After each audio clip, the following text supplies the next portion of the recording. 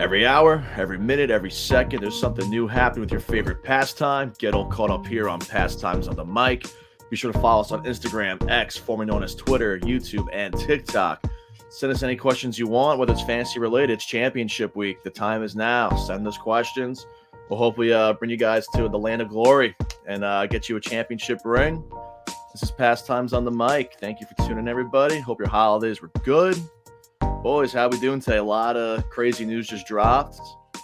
Yeah, good. Can't say the same for my team, but I had a good holiday. How about you guys? I had a good holiday. I saw my family for the first time in like years at the holidays because I'm usually working Christmas Eve. And my family, we do everything Christmas Eve for some reason. Yeah. But I got out early. I worked 6 to 2 Sunday, so I was able to finally see everyone. Nice. There you go. Good. So Howell and DeVito to the bench. Get right to it. I'm not so surprised with DeVito. Howell will take it back by. But DeVito had a cool story, throwing that up. As a Giants fan, we can start with the DeVito thing if we want. If we want against the Commanders thing, we could. But as a Giants fan, let's call a spade a spade. If his name was I don't know, Jackie McGinnis, nobody would have given a damn. Yeah, and no disrespect. He's not a bad quarterback. Like he has an idea of what he's doing, but it's just like I do think a lot of fans got caught up in the whole moment of it. Listen, he's New York, Italian, right? New Jersey. Like I'm not trying to hate or anything like that. It's just it really was Italian American Jeremy Lin. Yeah. Which maybe isn't the worst thing in the world, like finally having a Giants quarterback with something that resembles a personality, even if he really didn't, and everybody just put the personality on him, which he didn't seem too happy about. So I'm gonna remember the Tommy DeVito saga somewhat fondly. I'm mad about the Jets game, especially seeing how Tommy DeVito panned out, which is like, you know what? Oh, actually, this guy's a quarterback. Maybe we should have him throw the ball because we were better than the Jets. Which we shouldn't have been, but we were. That game, I'm a little bummed out about. But hey, man, he won 3 games. He beat the Commanders. He beat the Patriots. Gave you something to look forward to. It gave you like a light. Yeah, as a fan. All of a sudden, like we did, as Giants fans, we got the opportunity to look at the schedule and say like maybe that's a win, maybe this is a win, and it didn't pan out the way they wanted it to, but at least it made some games watchable that otherwise maybe couldn't have been, especially the Packers game in particular. That was an excellent game. So like I'm really happy about it. That being said, Tyrod Taylor deserves to play. He's better than Tommy DeVito. And by the way, I just also want to throw this out here because we may never be talking about Tommy DeVito ever again. The fact that Giants fans online were having an argument of Tommy DeVito or Daniel Jones moving forward and not being like being serious about it. Yeah. And they were talking about it on ESPN and they're talking about it on Fox Sports. Gives me so much hope getting into this industry. Yeah. Honestly, anybody that looks at those games and says, you know what, this guy's better than Daniel Jones, I'll tell you what, I think we're hiring at the retailer I work for. Let's see you out there, kid. It was almost for you. It was almost kind of like a Jeremy Lin type of thing, man. It's just like a flash. It totally was. Flash of the pan, hot few weeks there.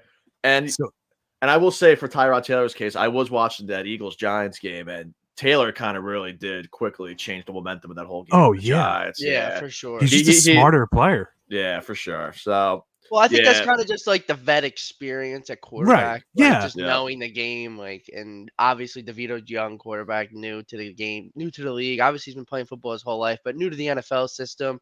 So, Tyrod's been around. He's a journeyman. I feel like that guy's been shafted his whole career everywhere he went. I mean, he got punctured lungs. Yeah, he was a Chargers. Yeah, I know. So I mean, I'm happy for him. No, yeah, Tyrod Taylor. I mean, he was just he's a good quarterback. He's been shafted his whole career. But I don't know if you want to jump ship to Washington now, but If you guys didn't know already, Sam Howell to the bench. Jacoby Brissett is the starter for the next 2 games. They didn't say just this week. It's the final 2 games. So, I mean, I'm sure you guys can tell from the past how I feel about Howell. Yeah, it's similar in a sense. Veteran quarterback with the Giants coming in, knows the game. But, Howell has had by far a way more successful career to start in his young career. Obviously, young quarterback, ups and downs. It happened. You got to let that kid struggle before he succeeds. Like you gotta it's not, you can't be so quick to jump ship. We were talking about it before, Nick. Like you gotta let him fail before you just pull him. It's like a Zach Wilson situation where you're killing the kid's confidence so early in his career. You have to ride out your guys, man. Whatever happened to Yeah. like patience? Like, look, I'm looking at stats right now. He's almost at 3,700 passing yards, 19 touchdowns. Sure, he had 17 interceptions, but I'm pretty sure Peyton Manning led the league in interceptions his second year as well. Like, like it's just crazy. I feel like every team, and this goes for all sports. We said on the show before, there's no patience anymore. If there's no results or there's no championship on the table, like 2 years in, it's like I feel like everyone jumps ship so quick. It's like, what are you doing for me now? Like in this exactly. moment. So what are you doing for me now? Like I feel like Dennis has said that before. Yeah, and I get that Washington's bringing a whole new regime in. I'm guessing they're getting a new coach, they're getting new coordinators, a new GM, whatever. I think they're completely cleaning house. Yeah, they're completely cleaning house. So I do kind of get the point of getting a QB that regime wants, and maybe it's not Sam Howell, but like a 23-year-old kid who's having this good of a passing season, I feel like you got to ride him out at least to the end of the season. Let the kid start the last 2 games and it's left? so and it's throughout the whole league. Like the Giants are going through it, and the Jets are going through it. The line is an issue. The line is an issue. Like the line does not help the quarterback. I mean, 4 plays in, Aaron Rodgers tore his Achilles. Daniel Jones ACL is done. Like, thank God Sam Howell hasn't gotten hurt, but like still, like these quarterbacks are running for their lives. They have no time in the pocket. Like they have literally 1 second to get the ball out, or else they're running for their life. Like I don't know if any of you.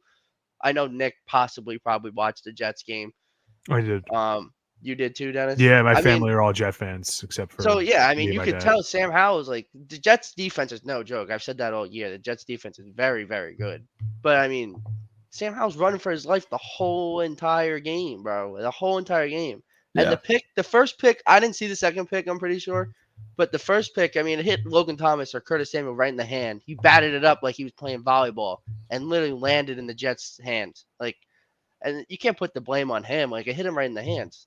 I don't know. I'm a Sam Howell defender. I'm gonna defend him. I want him to be the quarterback of the future, but I'm reading Twitter and like I'll be on there for hours wanting to just argue with people. But like again, I'll be on there all night defending this guy, and there's just no point because people are just so stupid to when it comes to these quarterbacks. Like, oh no, he sucks. But the first 2 games of the season when Washington was 2-0, he was the franchise quarterback. He was bringing us to the promised land, and he's the best quarterback since fucking Tom Brady. Like, these people are just so stupid online, man. I can't stand it. A lot of sports fans like to live in the moment. It's like Brock Purdy's. Everyone's calling him MVP last week, and now all of a sudden he's trash, which he's not. I think Brock Purdy's legit, but so many people live in the moment. It's like, oh, Brock Purdy was never that good. It's like, dude, you're the same people that was calling him MVP the last couple weeks. Same thing goes for Jalen Hurts, Dak Prescott, Lamar. Now Lamar Jackson's the favorite out of nowhere. Like, no one was hyping up Lamar. Like, people love to live in the moment. Sam Howell's been balling most of the year. Last week was probably the worst game of his career. And who knows? That might be rock bottom. That's it. He's only can go up from there. I don't know why you wouldn't give the kid a shot the last 2 games of the season. The only people that I've heard come out and say Sam Howell is the franchise quarterback are the people that are gone after this year. And Ron Rivera. I mean, I think Eric Bieniemy's gone. Honestly, I don't think he's coming back. And I haven't really heard from ownership, being Josh Harris, Magic Johnson, those guys. I haven't really heard them say anything, and they're probably being professional about it. They're not going to speak about it in season, but I would hope that they don't just shaft this kid and put him to the bench. Like, I have a feeling in the first pick they're going to draft a quarterback, just watched. But again, new regime. I don't know. I'm just old to the old Washington way. I'm not gonna be surprised though if they come out and draft someone like Jaden Daniels, or I don't think they're gonna get Caleb Williams, but I think he's going 1 or 2. Maybe not the Bears, because I think they need a receiver more than need a quarterback. But yeah, I wouldn't be surprised if they go out at 3 and get someone like Jaden Daniels. My whole life I've been saying Washington needs a line and a linebacker. A line and a linebacker. Yep. You got very good linemen in this draft. It's not an exciting pick, but there's teams that need linemen, and I mean, you got to go and get the best one at 3. Yeah. I'm saying 3 because that's where they're at right now and in the draft. So I mean, I say go lineman, screw quarterback, ride it with Sam Howell. But again, I'm not in the office. I'm not a coach. I'm just a fan, a diehard fan. So like, I mean, but maybe sometimes you should listen to the fans. I don't know. Yeah, seriously, because I mean, we've seen it time and again with most franchises. The Jets being one of them. It's like they make such head scratching moves, man. It's like, oh my god. But you can't be too mad at the Jets because they went out and got Aaron Rodgers. I mean, they tried, yeah. It's just a freak incident where they tear his Achilles on 4th play. I mean, you can't. Yeah. You can't make that up. I'm just talking about like the course of history most of the time. I get. I mean, Jets and Washington fans understand. I mean, not Giants. They've won in recent years, so. Yeah, you can go through a million QBs, but if you never invest in an offensive line, you're going to be screwed. It's like, right. Yeah. I mean, look what the Lions did. They built line first with Penei Sewell and other guys, and then they got everything else. Built every weapons around it. Shout out the Lions, man. Yeah, poverty. Yeah, I do just have a couple thoughts on the Sam Howell thing. Nick was talking about the stats that Sam Howell's put together. He's 11th in passing yards at 3,624. Do you know who's number 15 on that list in the NFL this season? Without looking it up, take a guess. In passing yards? Yes. Number 15, Lamar Jackson. Yes. Lamar Jackson, the current betting favorite to win the MVP. Obviously, Sam Howell's not better than Lamar Jackson. However, it is important to note that like Sam Howell as a rookie quarterback is going to finish, well, rookie. I mean, not going to finish, but first year. Super rookie. Super. Yeah. Red shirt rookie, whatever you want to say, is going to finish with more passing yards than the current MVP favorite at the same position. Yeah. Obviously, Sam Howell's not going to play again. Lamar Jackson's going to pass him, but I don't know, man. I definitely feel some type of way about that if I'm a Commanders fan. I'm looking there and I'm saying that this is why our team has been, a bottom dweller, save for a year here or there for the past 20 years or so, 25 years. Yeah, I mean, I think my whole life, honestly. Yeah, and they've had moments. They tried to put together a super team 20 years ago with Deion Sanders and a few other guys. They had LeVar Arrington, who was one of their better players for a while on the defensive end.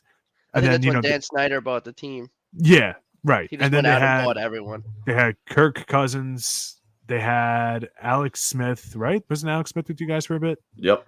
And then Robert Griffin III. Like they had guys that were decent. They could just never get something sustainable. And that's their problem. They've never been sustainably awful. They've never been sustainably great. They've always been sustainably below 500 or sustainably 500. That's where you don't want to be. They look at Ron Rivera's tenured with Washington, and I'm not. And again, everyone's crapping on Ron Rivera. Right now I'm done with him. Like I'm done with him. But I mean, to come in under Dan Snyder's end of his era, and Dan Snyder's under all this legal stuff and under fire, the team's shit, the stadium sucks, the team's terrible, and kind of bring the team up to kind of be relevant. I mean, he had the Taylor Heineke story. I think that's really the only positive we've had in Ron Rivera's era. But I mean, they did see a playoff game against Tom Brady and the Bucks. So he did kind of bring this team up a little bit from where they once were, but not enough to really show they have a good offense. And, Jack Del Rio had that defense 2 years ago at, 49ers level defensive line type with Chase Young, Montez Sweat, John Allen, Deron Payne. But, they kind of just, died out. Chase Young got hurt.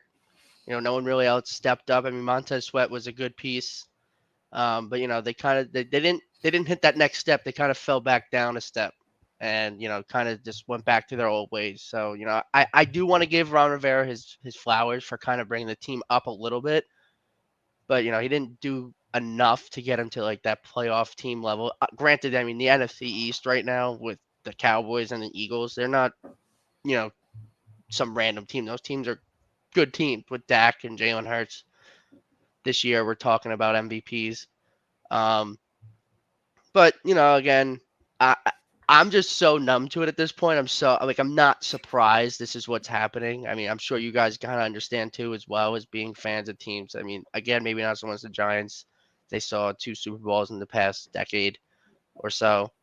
Nick, maybe more so as a Jets fan, you kind of understand. Like, it's just like you're not surprised. You're not like it's not surprising to see this. I mean, I am happy that we have a new owner, and Magic Johnson's happy to be involved in the Washington Commanders. Why? I mean, apparently everything that guy touches is gold. Yeah. Supposedly, I mean, the Lakers. I think he bought isn't he part ownership with the Dodgers? He's a big owner with the Dodgers. Some touch in soccer. I mean, like, so apparently everything he deals with turns good. So I mean, I'm hoping they turn that corner. But again, I won't be surprised if this team just collapses, fumbles, and sells in the next year or two as well. Like, I could see both sides of the rock. Yeah, I mean, it's just tough, like I'm just still like, I don't know, if I was a GM, an owner or whatever of a team, and I saw this kid Sam Howell play, like, even just watch the tape, dude, like, even his mediocre games, he's got all the tools. He's got the tools, man. It's just like, it's a building block. Why get rid of that building block for, a question mark? And we've seen the attitude of Caleb Williams if they do go that route, or another QB or whatever. Yeah. You don't know what you're going to get. Caleb Williams is the head case. Yeah, man. Like, seems a little bit overrated too I think. How much is Sam Howell being paid? Like, when did you guys he's draft under him? the rookie. This is he's after this year he'll be going into his 3rd year, and I think where I'm going with it is, what round was he drafted in? Because 5th. Yeah, he's like 5th round. Oh my god, dude, that's awesome. Like, and maybe they're holding him out for injuries. I don't know. Maybe they do have plans with him. I have no, like, we're all just speculating. I don't know. I mean, when you bench a quarterback, it seems like you're done with him. You're done with them. But I don't know. Maybe it's all speculation. Maybe they do have him in the plans. He reminds me. I'm sorry, continue. No, you're good. I mean, maybe he is in the plans. I don't know. I have no idea. I just don't know. Yeah, he reminds me so much of Baker Mayfield, the way he moves in the pocket and whatnot, even like a similar size, a similar play style. And you have him under contract, a late round pick. He's probably making nothing. Like, that's the kind of quarterback you want to build around, bro. Sam Howell's almost making Ohtani money this year. He's making a nice $1.1 million a year. So, yeah, I mean, you got to steal. That's nothing for a starting quarterback. That's nothing for a starting quarterback. Dude, I mean, that's why you take advantage of that. That's one of the reasons why the 49ers have been able to add so much to their team with, like, Chase Young and other guys. Is because Brock Purdy's making nothing. Spend all your money on offensive line and more weapons. Like, and the linebackers, man. You got money to spend. Like, who are they really paying on that team? Yeah, the Commanders, like, if they move forward with Sam Howell, they're in a good spot. Yeah. Like, you have the quarterback figured out. You have weapons. And it's really just the offensive line. Toughest spot to figure out. Like, like, you got it figured out with him. Like, I don't know what's been going on with Logan Thomas though. He's been awful the past 4 weeks. That's what I'm saying, dude. Sam Howell's first pass to him against the Jets hit him right in the hands, and this guy volleyball sets it up to the Jets to catch it for a pick. Like, it's just, and then they go out and they get a blocked punt. Like, I'm like, oh, here we go again. I don't know. I'm gonna freaking blow a brain tumor or some shit. We keep talking about this. Yeah, no, definitely some questionable moves. The Giants, I get with DeVito. I think any real football fan knew DeVito wasn't the long-term answer. He was fun. Like I said, it was kind of like a Jeremy Lin situation. It's a good story. It's a good story. And then Sam Howell, that's a head scratcher. Huge head scratcher. You're killing the kid's confidence. I'm trying to be positive. Maybe they have him in the plans. I don't know. I won't be surprised if they keep him at the bench and go and draft a quarterback like Jaden Daniels. That's what I keep reading. I keep reading that it's Jaden Daniels. They I don't know. They have Marvin Harrison going 1. Who has the 2 right now? Who is it? The Patriots? I think the Patriots. No. Patriots are 4 now because we Washington passed them. Oh, okay. So it's Is it the Cardinals? Might be the Cardinals. They're not going quarterback. They got Kyler Murray. I don't know. Maybe Caleb Williams does drop. I don't know. Off topic, I was talking because people have been really down on Daniel Jones lately. I said on a Giants thread that the Cardinals would trade Kyler Murray for Daniel Jones in a heartbeat, and people thought I was nuts. Are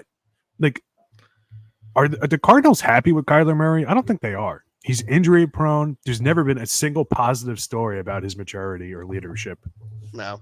But I mean, you want to replace it with someone like Caleb Williams? I mean, that's well. I mean, I know, but with that, I mean, let's be honest. It's not like guys haven't tried to tank their draft stock before to go to a desired definition, to go to a desired destination. IKF to the Blue Jays. Sorry, I had to say it. IKF to the Blue Jays? IKF to the Blue Jays. Sorry, Dennis. Thanks for your service, bro. You joined the fucking bullshit team, dude. That's sad. Well, they got their Ohtani. Yeah, Kevin Kiermaier. Yeah, Blue Jays are the San Francisco Giants of the of this offseason. But before we get into baseball, I guess we'll segue a little bit into this. We brought him up just earlier. Lamar Jackson is now the favorite to win MVP.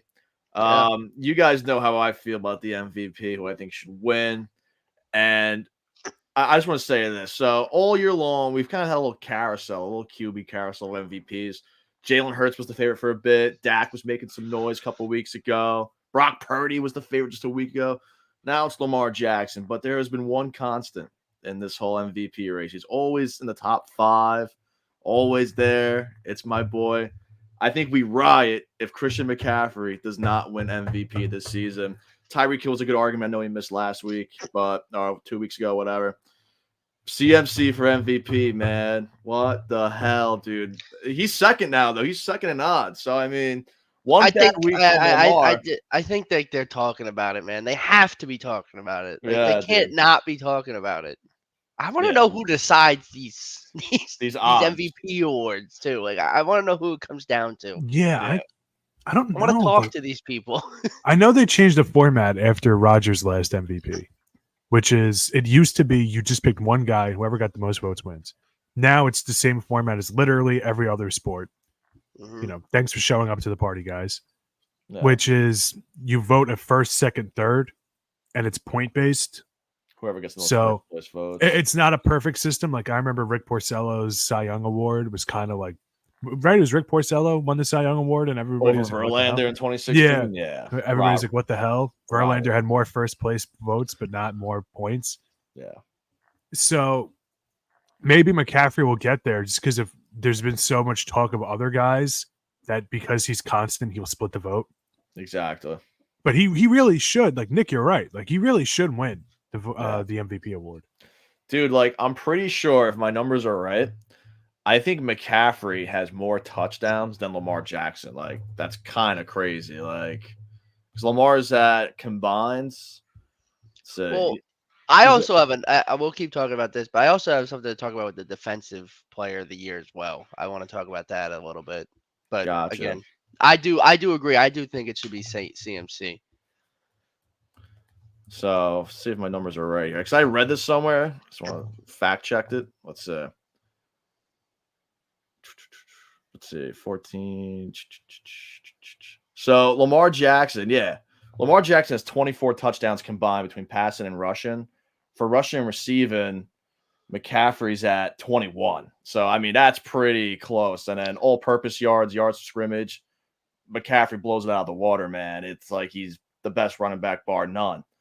The 49ers look, despite, last week's game against the Ravens, I was watching that game. Brock Purdy looked. And I like Brock Purdy. I do like him. I think he's a legit good quarterback in the league.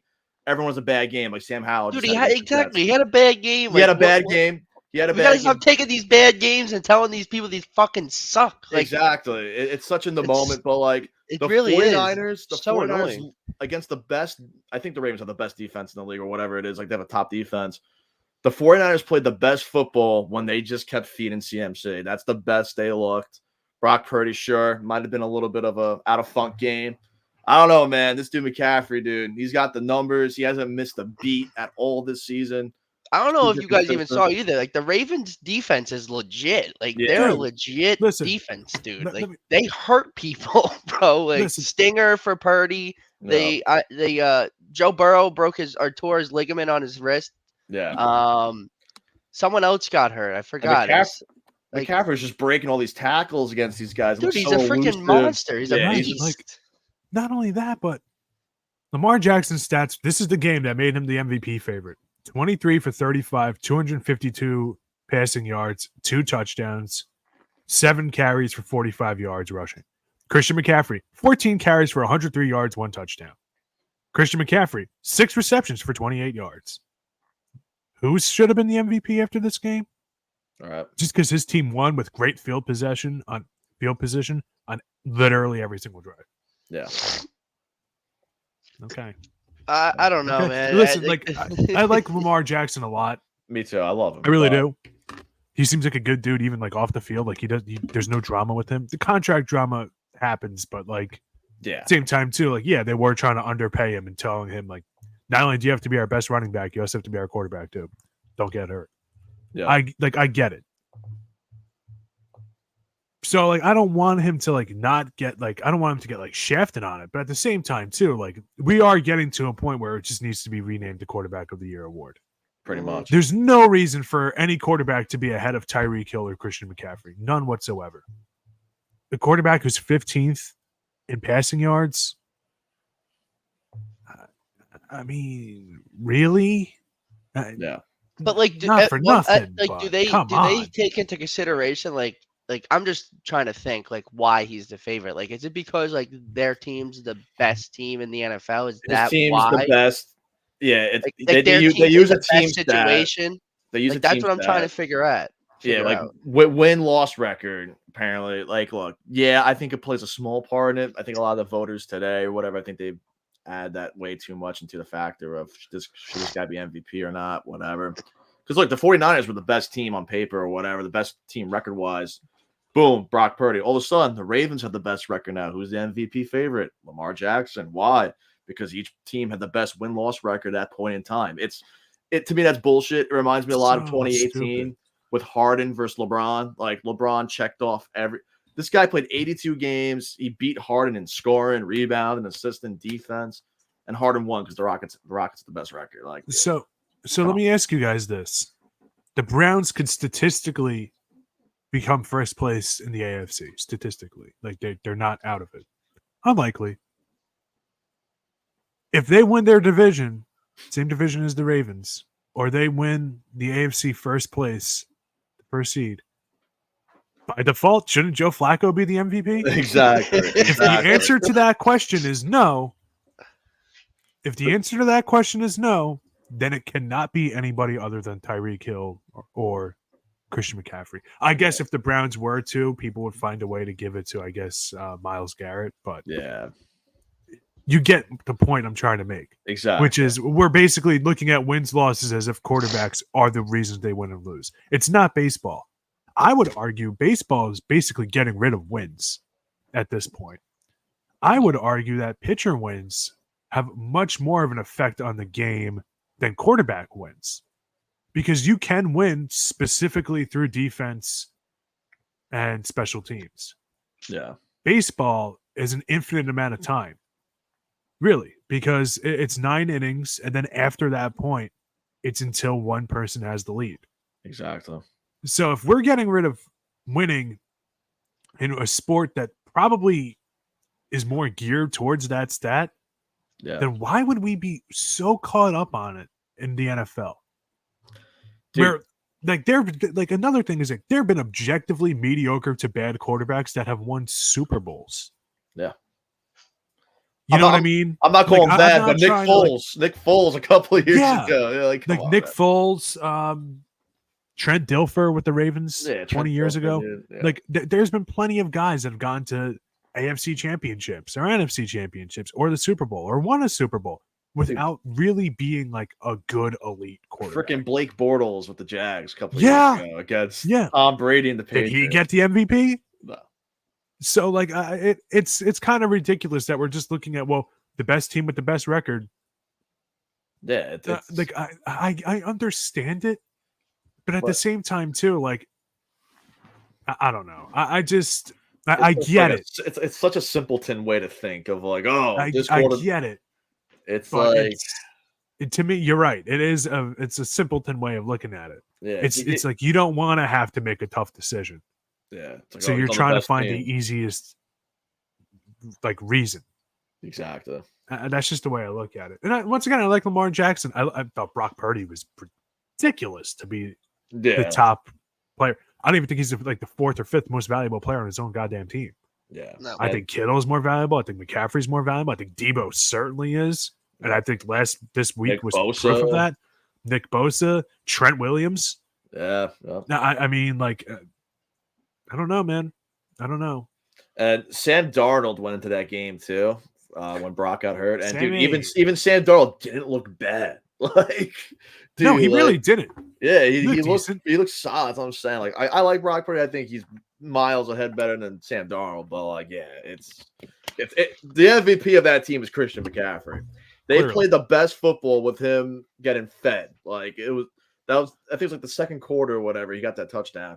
That's the best they looked all game. Like, and I'd say the second most valuable player on that team is Trent Williams. Yeah. The second he got hurt in that game, the floodgates. Ex-Washington Commander, Redskin football team player. No. Is he really? Yeah, they traded him for fucking peanuts, bro. That's insane. I just had it up. I actually had a topic with the football Defensive Player of the Year award. So currently, I was the favorite. This might have changed. I checked yesterday, but the favorite to win the Defensive Player of the Year award is Parsons on the Cowboys. What? Should be Myles Garrett. Second is Myles Garrett, and third is T.J. Watt. Now, if you look statistically, because I don't know what this award is based off of, but statistically, T.J. Watt is leading Parsons in everything. Everything. But what's his team record, though? So that's where I thought of maybe that's why Lamar's the favorite, because their team's in the best position to win and they have the best record. So I'm starting to think that maybe this is why these guys are favorites to win. Now, again, you can argue Christian McCaffrey's the best player on the team, and he's the reason why they're winning, of course. But like, that's betting why favorite is different from. Yeah. I personally think it should be T.J. Watt. Myles Garrett, obviously, you can make that case as well. I don't see how it's Parsons. I just don't. And I said in the beginning of the show, when this show first started, I said Parsons is going to win the Defensive Player of the Year. That was my pick. I don't see it being him right now. I see a T.J. Watt and Myles Garrett. Granted, T.J. Watt has on a team with no fucking quarterback and Mason Rudolph, Kenny Pickett, and Mitch Trubisky. He's an animal too. T.J. Watt. And maybe it's because I watched him live. I went to the game. Like, that guy is just a difference maker, man. That guy is great. And again, Myles Garrett is sick. I'm not putting anything. Parsons is sick. They're great players, but I would have to say it's T.J. Watt. Yeah, he's got 17 sacks, man. Total tackles 58, solo tackles 41. I don't know. I don't know. And I mean, I feel like this guy's not getting talked about enough. Khalil Mack. I mean, he's having a great year too, and he's what? How old is he? He's like he is an agent. I mean, I'm pretty sure he did kind of decline a little 32. bit. 32. But I mean, this year he really came back on the scene. 15 sacks. 116 sack yards. He has tied his career high in sacks. I mean, like, I just feel like some people aren't getting enough credit. I don't know. These awards are just, I don't know. I just don't. I guess it's really based off team record. That's what I think it comes down to. Which is bullshit. It really is. I feel like it shouldn't be that. It shouldn't. It should be individually. How is this team? How is this player making an impact on the game? Am I out of line for saying that even from the Cowboys, DeRon Bland is more deserving of it? Yeah, I mean, 100%. I mean, he's made 5 more pick sixes. I mean, Yeah, that's insane. And massive. I understand that like he had games where he was just getting shredded. DK bitched him up. Yeah, right. That game in particular. But crazy. like I don't know, man. Like I don't know. I'd probably go TJ Watt. That'd be I my would too. I would have to say, man. I mean, that guy is he's killing it. He's got the numbers. He's kind of blowing Garrett and Parsons out the water, man. I feel like these are like there's like 3 players that are predetermined before the season starts. No, you're right. It's just like, all right, these are the 3 guys we're gonna ride with this year, and we're gonna defend them on this post. And no matter what, one of these 3 are winning it. So we talked about like what a player brings to the table. Like, dude, like Michael Parsons, the Cowboys. Cowboys have a pretty solid offense on the other side of the ball. The Steelers, where would the Steelers be without TJ Watt, dude? I think they'd be a lottery team. They'd probably be a lottery team, dude. Like, dude, they'd be terrible. They would be terrible. TJ Watt's my vote. Hands down, bro. They would be terrible. And I'm not taking anything away from Parsons, bro. I mean, Parsons is probably the best defensive player. He's a beast. He's an animal. He's an animal. Oh, yeah. Like he's obviously better than DeRon Bland. But I'm just saying, if you're just looking at the numbers, and I get why you're saying DeRon Bland because of this, like the 5 pick sixes. I mean, that's unheard of. Like, it's literally a record. Yeah. So, like, I mean, again, Parsons is the best player on that defense, maybe even the best player on the team, athletic wise. But like, I just don't know how you can give it to someone other than TJ Watt. Like, it has to be TJ Watt. Yeah, I don't. I'm kind of with Nick. I feel like they just predetermine who they're going to give it to. Oh, 100% they do. 100%. That was, I always bring it up. That was totally the case with Rodgers that year. The reason why I bring it up is because, like, I honestly haven't been able to take the MVP seriously since. I stopped taking. I really haven't realized it until you brought it to my attention how bad it is. Like, it's egregiously bad. It's bad. Like I still think that's more egregious than when the kicker won it, when Mark Mosley won it. I still think that's worse. Yeah, that's horrible. Because at least you could say that was a lockout year or strike year, whatever it was. Rodgers, it was so bad they had to change the voting for it. Just saying. Boy. No. Just saying. But I mean, if Cooper Kupp didn't win it that year, Tyreek Hill can kiss it goodbye.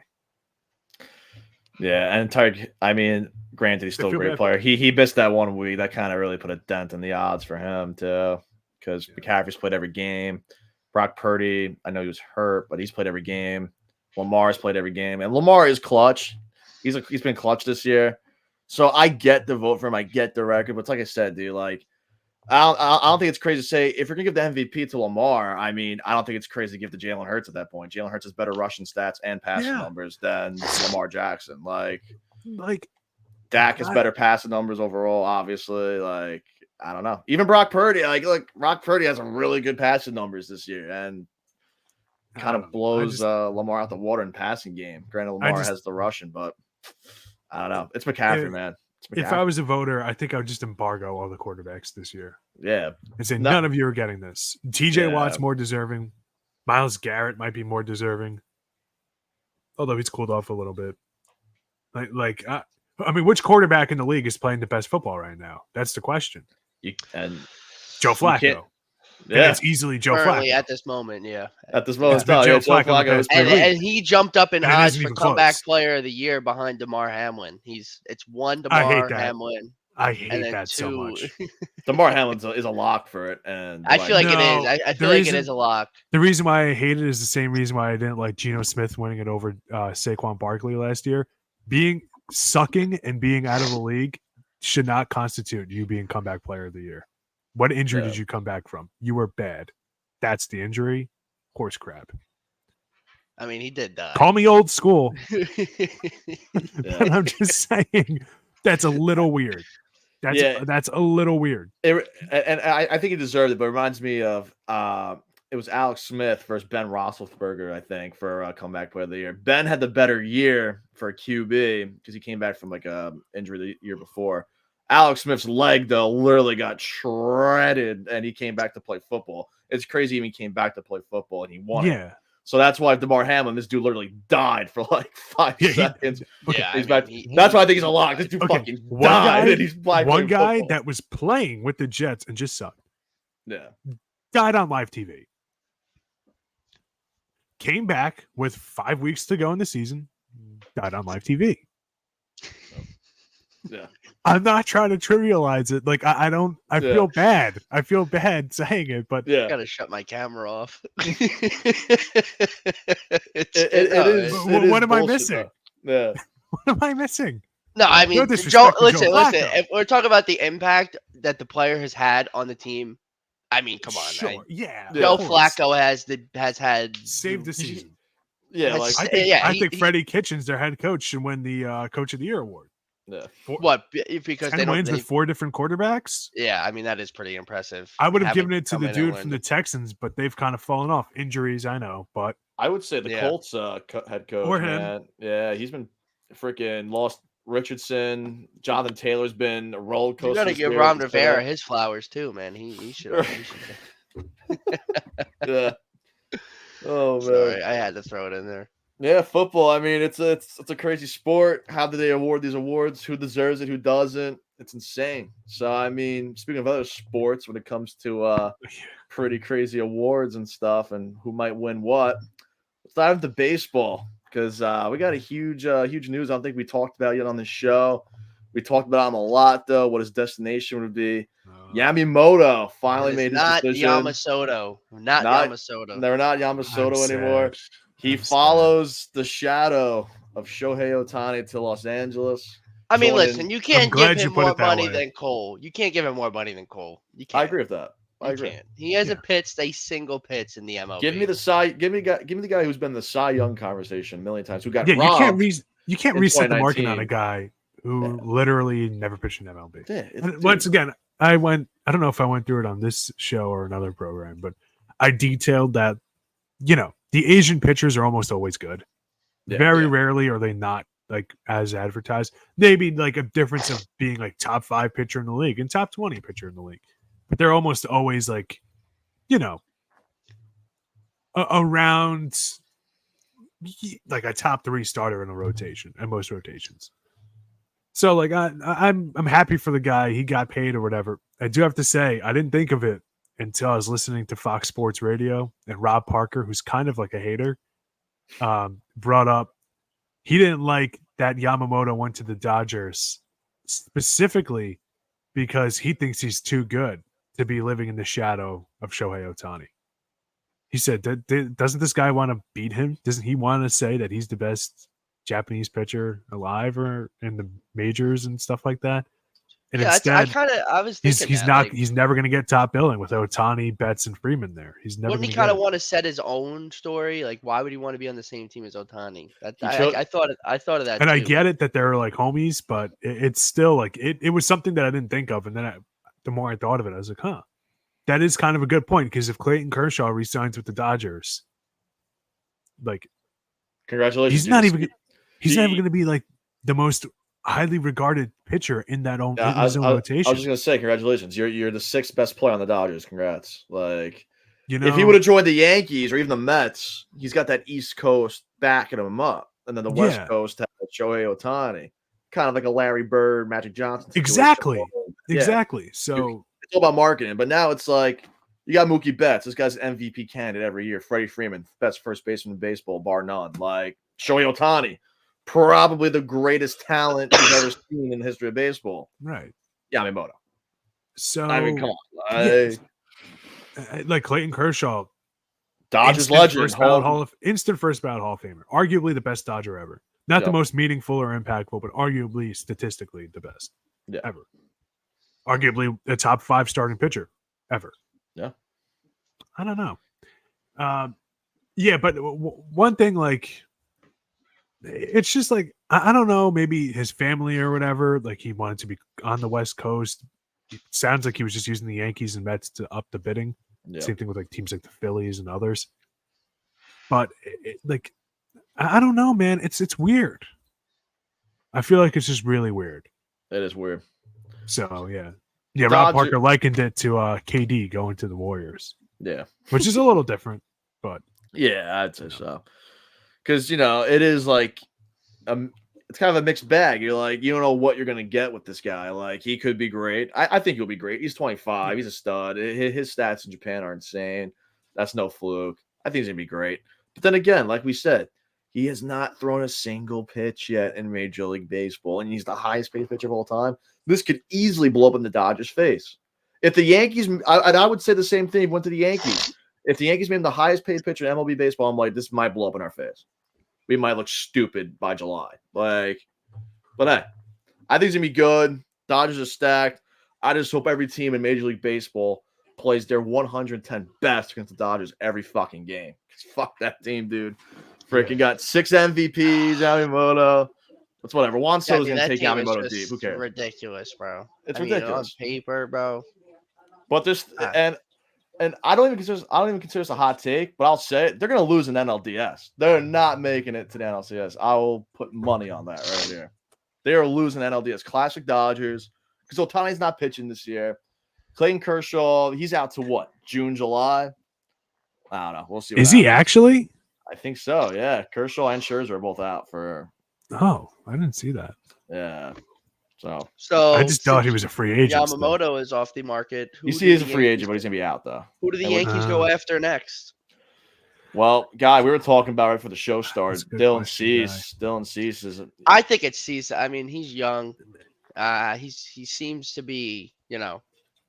I just think out of the 3 names that we've brought up, being Bieber, Cease, and who else did we talk about? Burns. Corbin Burns. I'm just. I mean, Burns. I wouldn't mind Burns either. Burns is a stud, dude. Yeah, I mean Burns. I mean, I can't complain about that. Bieber's getting hurt a lot lately. That kind of scares me. I feel like Cease is the more. So much. I feel like Cease is like the best option overall because he's young and he also just seems like a Yankee. Corbin Burns does not look like a Yankee to me. He's got the flowing hair, the beard. It's just like I feel like Aquaman. If he shaves all that off, he's gonna instantly be a 5 ERA guy and suck. I mean, Verdugo literally looks like he's going to high school prom. Yeah, exactly. I'm telling you, man, the freaking beard means a lot to these guys. Like Joey Gallo. This guy was hitting at least 250, 40 home runs. Odor, dude. He looked like Odor. These guys suck once they shave their beards, dude. So Verdugo, I'm a little scared about. Verdugo looks like the lead singer of The Fray. Do you guys remember those guys? Yeah, 20 years ago? Yeah. So, I mean, I agree with you, guys. I think Cease is the most Yankee-like guy. You can reunite him with Rodon. Dude. Yeah, keep the mustache. Reunite him with Rodon, maybe. That could be a good, buddy relationship right there. Maybe you can recruit him. Who knows? That's my pick. That's who I want. Again, I don't know who they're gonna go after. I think Cease is the best option and most realistic option combined. Like I feel like that's I agree with you on that. I do like that pick. I think the most realistic option should be Brandon Woodruff. Yeah. He's still a free agent. He had a 2.28 ERA in 11 games last year. If they signed him, they should get him and Cease because he's missing all of 2024, right? Oh, is he? I saw obviously he's missing all of 2024, but he's looking for a 2-year deal. So then he's with you 2025 guaranteed. Oh, I'm not against that, and or maybe Montez or somebody's like the 5th starter. Like if you get Brandon Woodruff as your 5th starter for 2025, that's a steal. I'm not against that. But for this year, I mean, I'm liking. We got a lot of young guys like Pereira.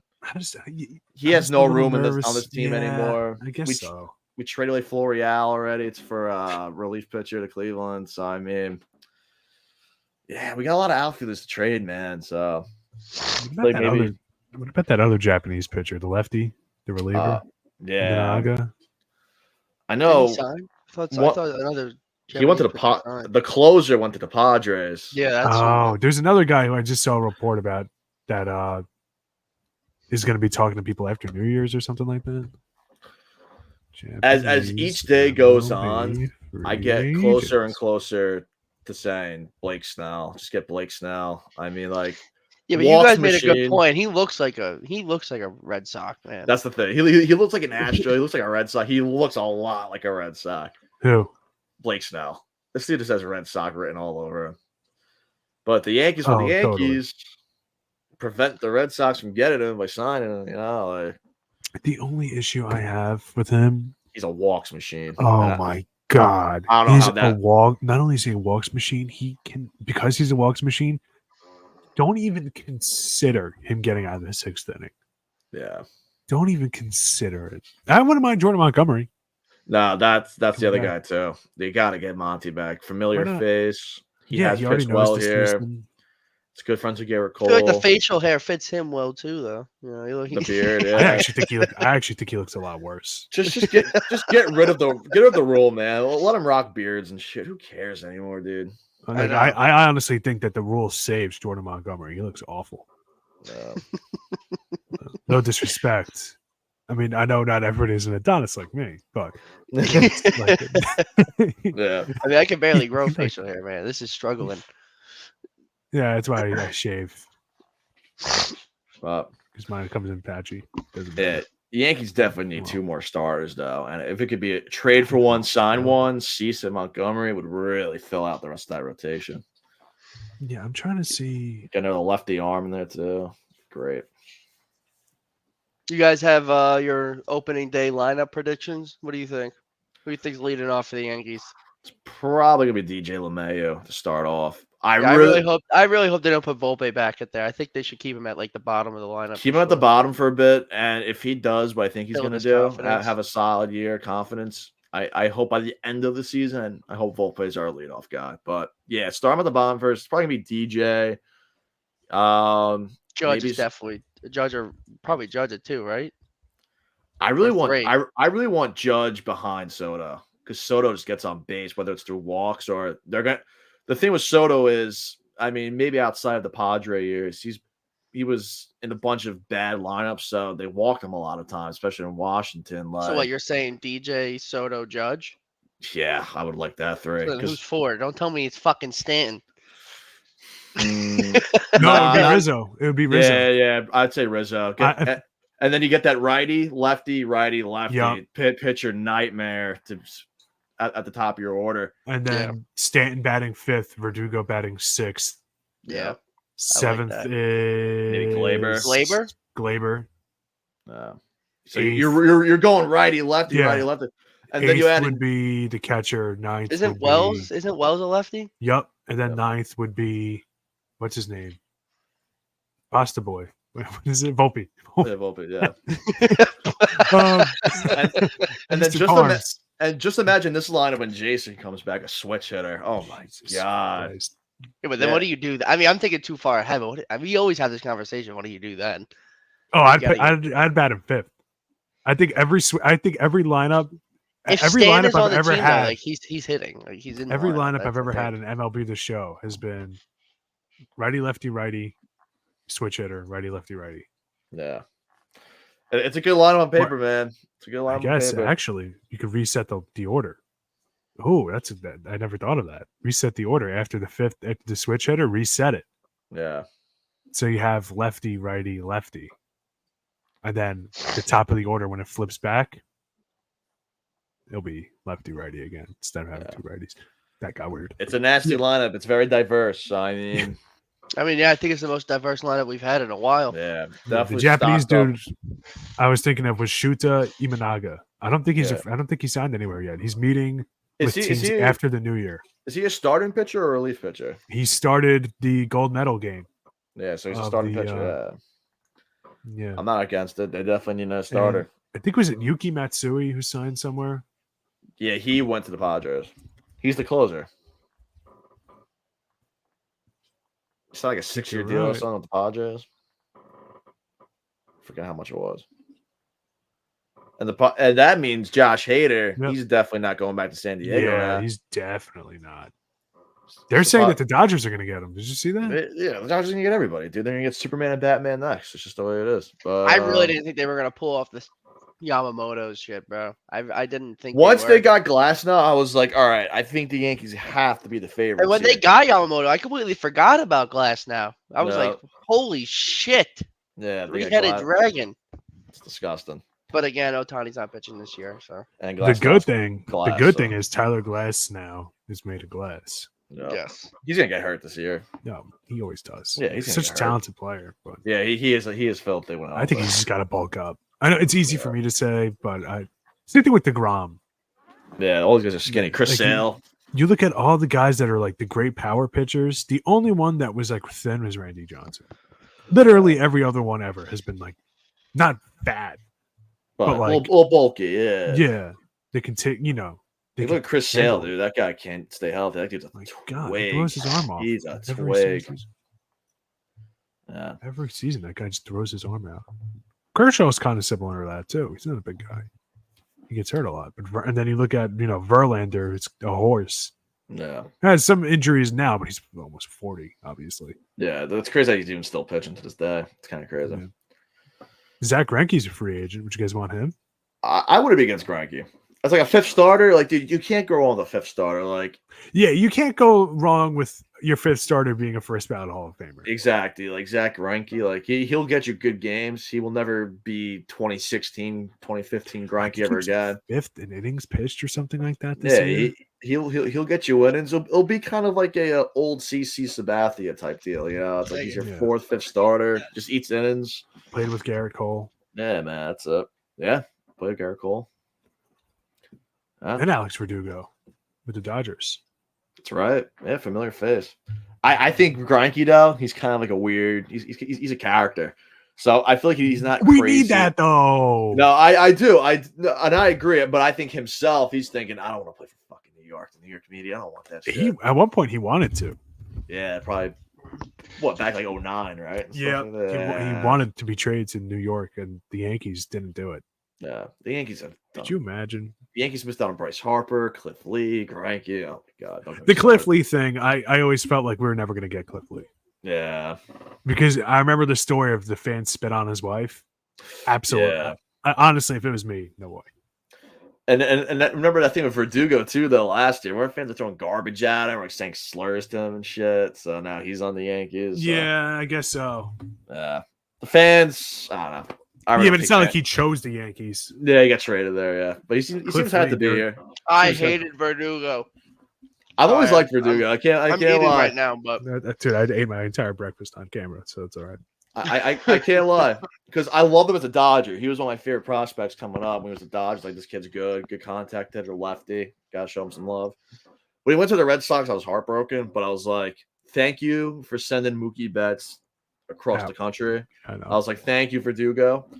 And the fact now that the Yankees have Jeter Downs and freaking Verdugo now from that Mookie Betts trade that the Red Sox made the Dodgers, it's poetry, man. Fuck the Red Sox. And Verdugo plays with that swagger. I like it. Good contact. I've always liked him, even as the Red Sox sucked rooting against them. But I'm expecting a really good year from him. Nothing too crazy. Nothing. I'm not talking all-star. Maybe bats 290, 300. A little refreshing statistic for the Yankees lineup. As long as he bats like at least like 270, I'm fine. Exactly. Just makes contact, hits a few home runs here. Kind of reminds me of Giant Damon a little bit. Like, yeah, Giant Damon hit his career high in home runs. Yankee Stadium his first year there. Hit like 24 home runs. Was never really known as a power guy until he came to the Yankees. So yeah, and it kind of reminds me of Nick Swisher too. Adds that characteristic as well. Both lefty outfielders. I'm hyped for him, man. It's gonna be that's a good pickup by the Yankees. Yeah, if he could give me 270 with somewhere between like 17 and 24 home runs, I'm all right. Yeah, dude. Just gotta stay healthy. That's all it is now with this team, and then just getting another starter or two. And I know we're talking about starter destinations with Snell and Cease. I'm surprised this man's still available. My dog, Cody Bellinger. Where do we think he drops, boys? Cubs. Goes back to Chicago. I could see it. I feel like the Cubs were involved in everything, and they got nothing. Nothing. So they got nothing. Have to get Bellinger now. Have to. And I agree with that, but we also said about Toronto. I think Toronto's out now because they just signed Kiermaier and IKF. So I think they're done on Bellinger. Thank God. I don't want him in our division. I could see San Fran maybe. Kind of getting redemption from last year's offseason. How many more outfielders do they need? I know, but maybe they Jesus Christ. And maybe they trade. I swear I can run their team better. Yeah. Trade the entire team. And that's why they paid Webb, keep Jung Ho Lee, keep Camilo Duvall, keep that catcher. Not Joey Bart, the one that's good. Yeah, we said this last show. What's I get his name? He's like such a basic name. Bailey, Patrick Bailey. Yeah, Patrick Bailey. Yeah. Keep that guy. Everyone else, get out. Yeah. And Get out. And that's why they paid Young Ho Lee like double of what he was projected to get, because they missed out so much last year on the offseason. They literally have to. They're like, we have to do something. So I could see them biting the bullet for another outfielder in Cody Bellinger. Oh my God. I could see it. I really could. So, I don't want to get off. I don't want to go back to football, but real quick, I'm watching ESPN. The topic is, should the Steelers stick with Mason Rudolph for the rest of the season? There are other quarterbacks. Yes. There are other quarterbacks that have literally been unplayable. Is Kenny Pickett healthy again or no? Even when he's healthy. Even if he's healthy, he sucks. He's awful. Sure, he's a nice guy, but if you look at Mitch Trubisky, definitely not. That guy's terrible. If you look at Mason Rudolph's stats, he had the only bad game of his career was the Myles Garrett helmet game. That's and it. he made George Pickens come alive too, man. So I mean, they're also considering benching Russell Wilson the rest of the season. Wow, I just got that update. Aren't the Broncos? They just lost to the Patriots. They lost. I didn't even know that. Wow. Dude, the Broncos, I never hear about the Broncos this season. I swear to God. Like, my social media algorithms, I get nothing for the Broncos. Yeah, you're right. They lost to the Broncos by a field goal. Wow. I bet on that game. So let's see how he did. All right, we'll finish baseball and then we'll work back. We'll work back. Yeah. I'm sorry. I'm sorry about that. Go ahead. We're talking about the Giants and Young Ho Lee and yeah. Buddy I was saying Bellinger. I could see Bellinger going to the Giants, but where I want him to go, so I'm going to say it. I'm going to pick the Miami Marlins. Hey, Marlins need a nice power, and I feel like Bellinger will look sick in the Marlins uniform. I feel like he fits the whole vibe down there. So I'm hoping Bellinger goes to the Marlins. What about the Mariners? Mariners too. They were on my radar, but dude, I don't know what they're doing.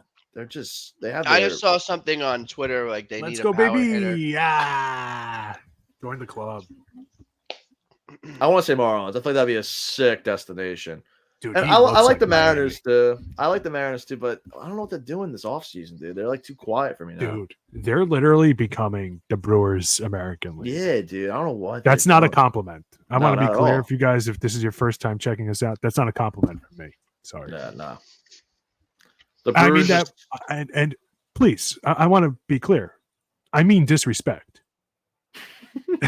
nothing business, just personal. Yeah.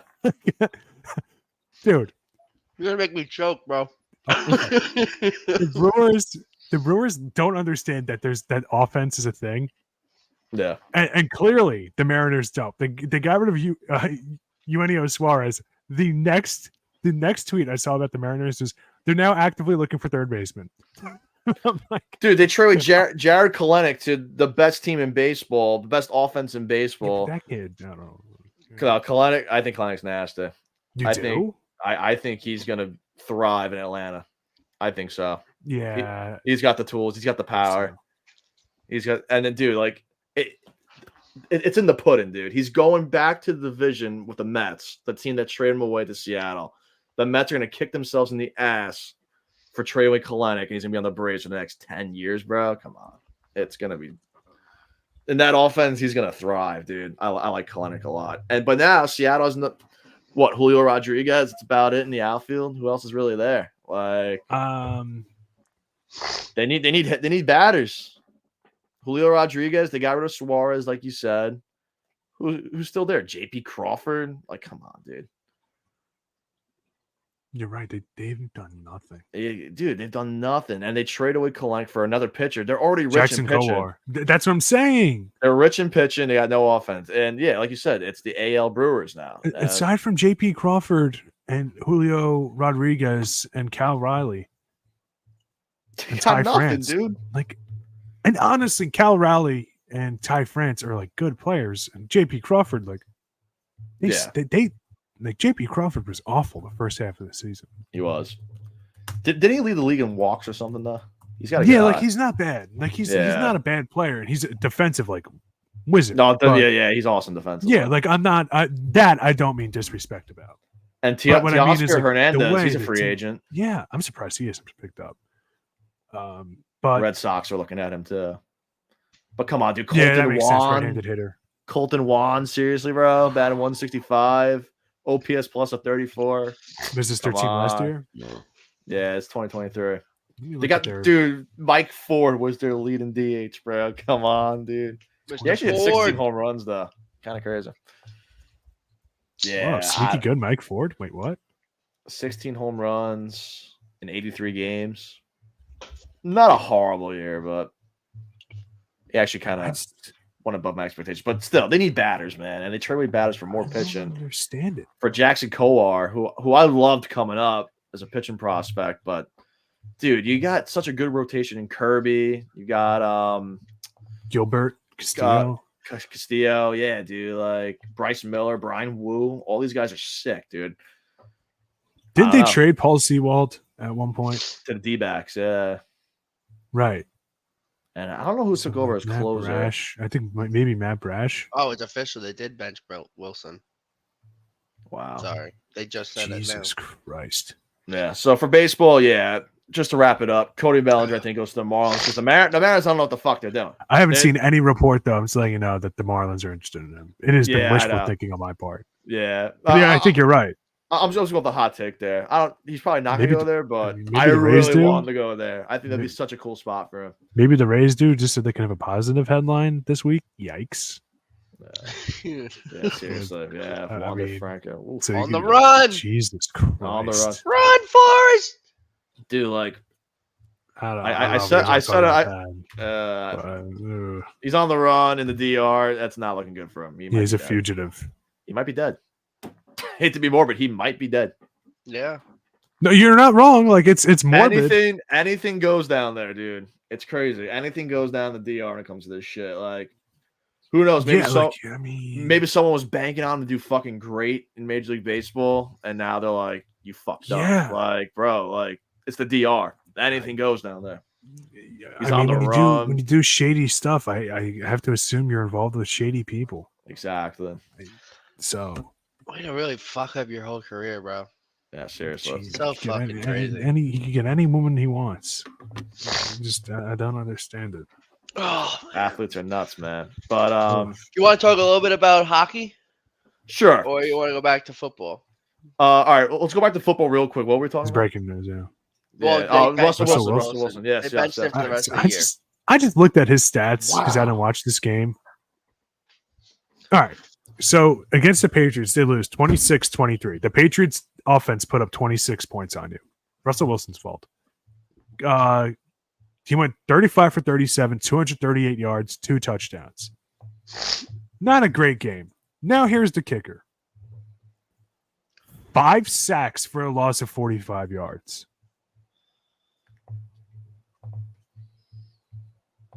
Damn. I don't know. So they had Broncos really did fall off there. I remember they were on that 5-game win streak. They're 1-3 record in their last 4 games. Yeah. DeMario Douglas, 5 receptions for 74 yards. I like DeMario Douglas. I have him in my fantasy leagues. Dude. Come on. Yeah. I don't know how they lost against the Patriots. That is brutal. I'll tell you how they lost. The defense looks like show up. It's money. It's money related. That's why they're benching him. It says. Do you think we get traded? But dude, they're not eliminated. They're 7-8.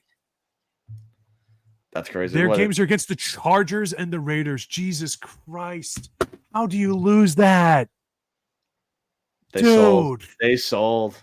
Let's not forget this team lost to Washington too. Denver. So I mean, they lost to everybody, but who cares? They're still 7 wins. So clearly they didn't. But yeah, they were really bang on that win streak. They lost against Houston, and was CJ Stroud even playing that game? I could turn around and say they also had a losing streak to start the season too, and it clicked. Yep. They lost against the Raiders and the Commanders, the Jets. Yeah. One against Chicago. They said that his future in Denver is very much in doubt, so he might not even be coming back. He's probably gonna get traded. Where does he go though? If he gets traded, trading for him was such a bad move. Bro. Where does 35 Russell Wilson now? Where does 35-year-old Russell Wilson go in this stage of the NFL? It's not for that money. For that money, bring him to the Pats. Patriots. Oh my God. Maybe this is the Commanders' new regime. No! Don't put that out into fruition, Nick. No. Dude. Sorry for headphone users. No. I don't know. I don't know where he can go. I don't know where. Like, I guess the Patriots maybe.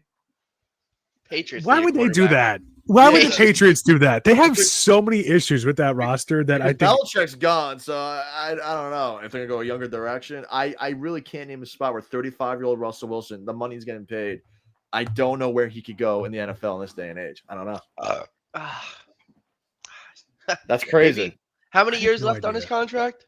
Like 3, right? Or 2 or 3? Something like that. If it's 2, maybe they bring him in to be like a vet starter 1 year and they draft a quarterback. I don't know. Let's see. I mean, that's not a bad idea. Draft a quarterback and have Russell Wilson as your mentor. I mean, that's not bad. Nah, that's not. I'll tell you what if the Raiders say, forget money, we're going to get rid of Jimmy Garoppolo. He's trash. I was kind of thinking the Raiders. I was kind of thinking the Raiders. We bring in Russell Wilson. Russell Wilson for a 5th-round pick. Who says no? I'll take the entire contract. Yeah, get a 5th-round pick. Yeah, I mean, I can see that. Just get off the money. I mean, You're not going to use him anyway. O'Connell is actual cat shit. So 62 passing yards. You want to hear something though? Not a single completion outside of the first quarter. Yeah, 62 passing yards in the first quarter. So if we want to talk about the NFL, zero. why don't we talk about how the Chiefs completely got obliterated? Yeah. Look at how are you about that them bad? How about the How are you that bad? I didn't know this, so I want to go back to this for 1 sec. Russell Wilson has 5 years left on his contract. Oh my! He's signed till he's 40 years old. Oh! 2029. Did I say a 5th? I meant a 7th. I meant Mr. Irrelevant. 2029, he's an unrestricted free agent. Oh my God, that is terrible. And they're thinking about getting rid of him? At the age of 41. He's going to be homeless. Dude, he's gonna come pull on. Some Sierra Bobby. Brings in the big bucks. He's gonna pull some Bobby Bonilla shit, dude. Where they have to buy him out. He gets paid until he's like fucking 60 years old, 70 years old. That is terrible. Yeah, he's not a free agent until he's 41 years old. Does Elway still have buy share? Is he still own the Broncos or whatever? Yeah, I think so. I think he's something involved there. Oh. Yeah, I can't. Can he suit up? Yeah, I can't think of a team. The Titans? No, Will Levis isn't that bad. Well, I think Will Levis is solid. But maybe that's another place where he can mentor a quarterback. I mean, that's not terrible. I mean, they're not winning anytime soon. It's a long time for a mentor, Doug. I mean, I think he's going to a team that has no chance at winning. I don't know. Yeah. Where he's going to be a backup or a mentor. Falcons. I just saw that for you. I mean, there's a lot of teams that need quarterbacks. I mean, I really hope Nick didn't just say the future and said he's going to Washington because I'll never go to a game ever again. He's gonna be making $40 million. That would make me quit being a fan. I almost quit being a Suns fan with the Bradley Beal trade. I thought about it for like 10 seconds. Oh yeah, thanks to Kevin Durant for not hitting 25 points for the first time in 24 fucking games. Oh yeah, second time this season he hit below 25. I had McCaffrey touchdown and Kevin Durant 25 plus points, and he got 16 or 17 on Christmas. Oh my God! Merry Christmas! Yeah, thanks. He ruined Christmas. Fucking Krampus. Oh man, Kevin Krampus Durant. Yeah. No. Luka went nuts against. Well, I mean, if I just popped up into my head. So Josh Harris, the owner now of Washington Commanders football team Redskins, is also the owner of the Devils and the 76ers. I mean, I would say those two teams are pretty good teams, right? I mean, the Devils are good, right? I would say. Yeah, they're having a little bit of a rough year right now, but they're still a very good team. The Devils will be fine on paper. Yeah, they're 76ers are a good team. So I mean, I got some hope, right? Yeah, some. I could be positive a little bit. 76ers good team. I don't know. There's like 15 years there where they were completely unwatchable. So Just be very, very careful. Both teams tanked for almost the entirety of the 2010s. Well, so, I mean, listen, I'm going to a Ranger game later. All right, let's go Rangers. Oh, okay, good for you, man. Let's keep the narrative going here. Guys going to the Ranger game, so let's talk some puck a little bit. We got some topics here. Besides Patrick Kane being on a heater as of late, they are 2-8-1 since his accusation. Or how do you say that word? Acquisition. That word. Not acquisition. I don't want to say the other one. Since he was acquired. Yeah, that one. Say with me. Acquisition. Acquisition. There we go. Acquisition. Well, yeah. Aquaman. Ever since he became Aquaman, they are 2-8-1. 2-8-1. He's gonna be a Ranger come deadline. Here, I've said on the show, if the Detroit Red Wings shit the bed, he's on a 1-year deal. He could easily get traded again. And yeah, I think the Rangers is definitely a playmaker there for sure. And look, honestly, I don't want him. It's also I don't want him. It's also not Kane's fault either, dude. The goaltending and defense of Detroit is horrendous. I mean, listen, tell me about it. Kane has been their best player. That's a good trade deadline piece for the Bruins. Send them Olmark, get something in return there. That's what I was going to bring up. The Bruins defense, all there. We're all good there. Believe it or not, the Bruins offense is what needs some help being picked up there.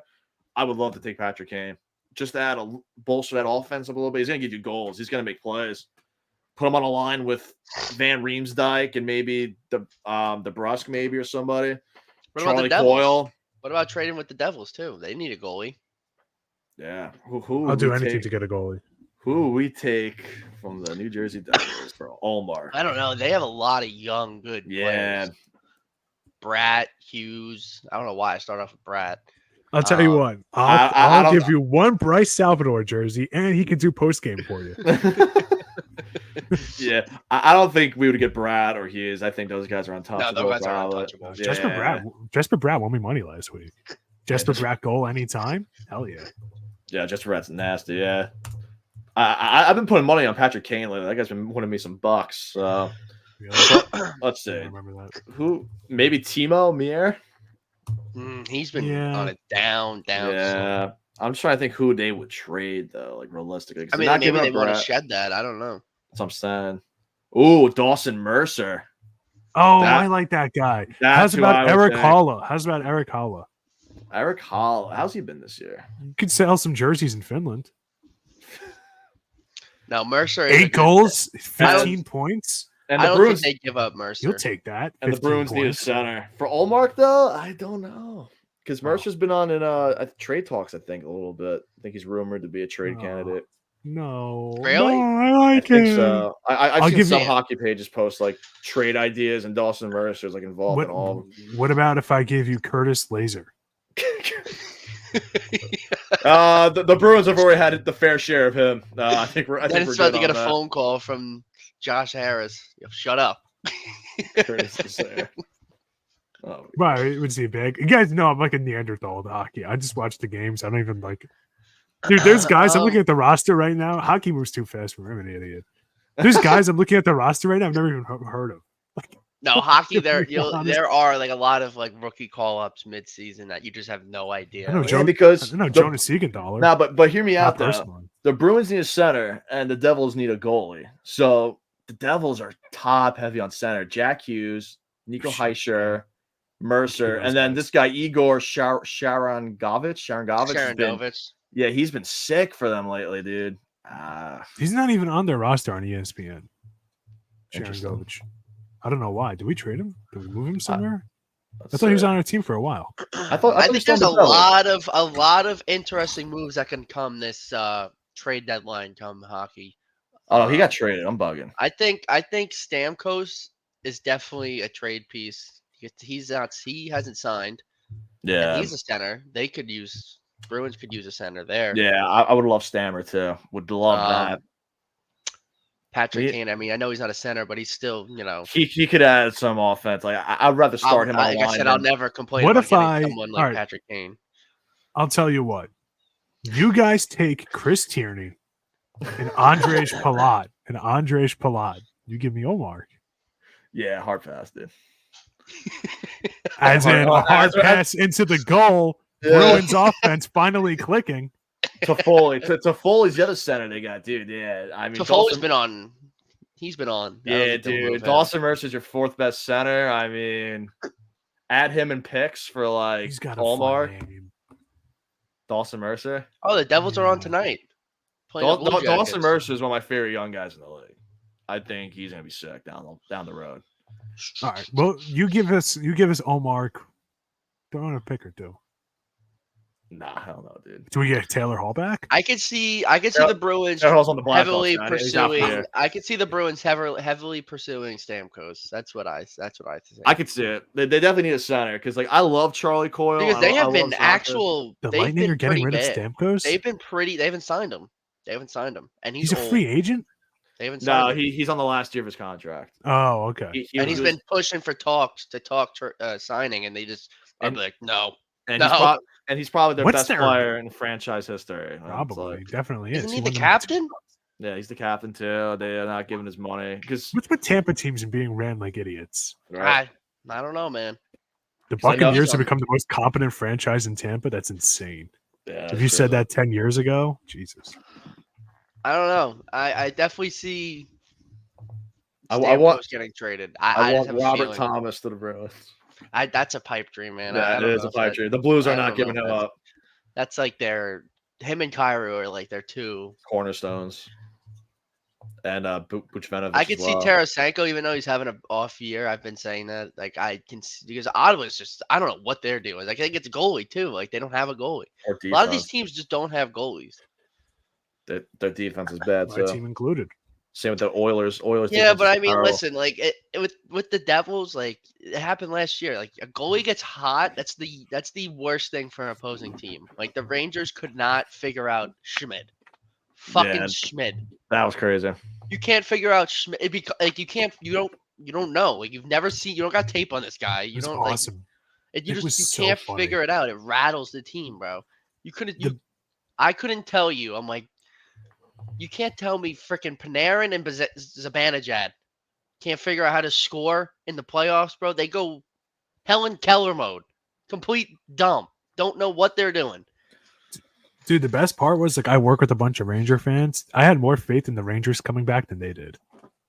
Well, I could see that as an opposing I was like, hey, you guys, there's plenty of game left. There's plenty of game left.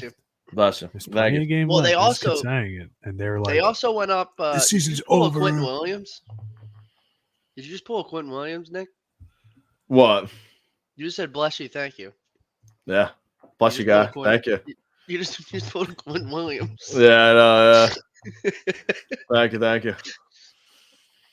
I don't know. That reminds me. When I was in high school, a girl in my class asked, like, straight up, somebody sneezed, and she said, "Why doesn't anybody ever say thank you after bless you?" And the whole class stopped for like 5 minutes, trying to figure out. Like, she has a point. Like, it's a little weird, right? Like, you're not wrong. Thank you. What a character. Yeah. You're welcome. Yeah. That happened for the rest of the year. Anytime somebody sneezed, it was always thank you and you're welcome. Well, Quick got his first regulation loss. Yeah, that was brutal.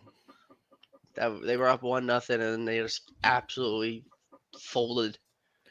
You see who was it? The Predators versus who were they playing? Was it the Kraken? I forget who it was.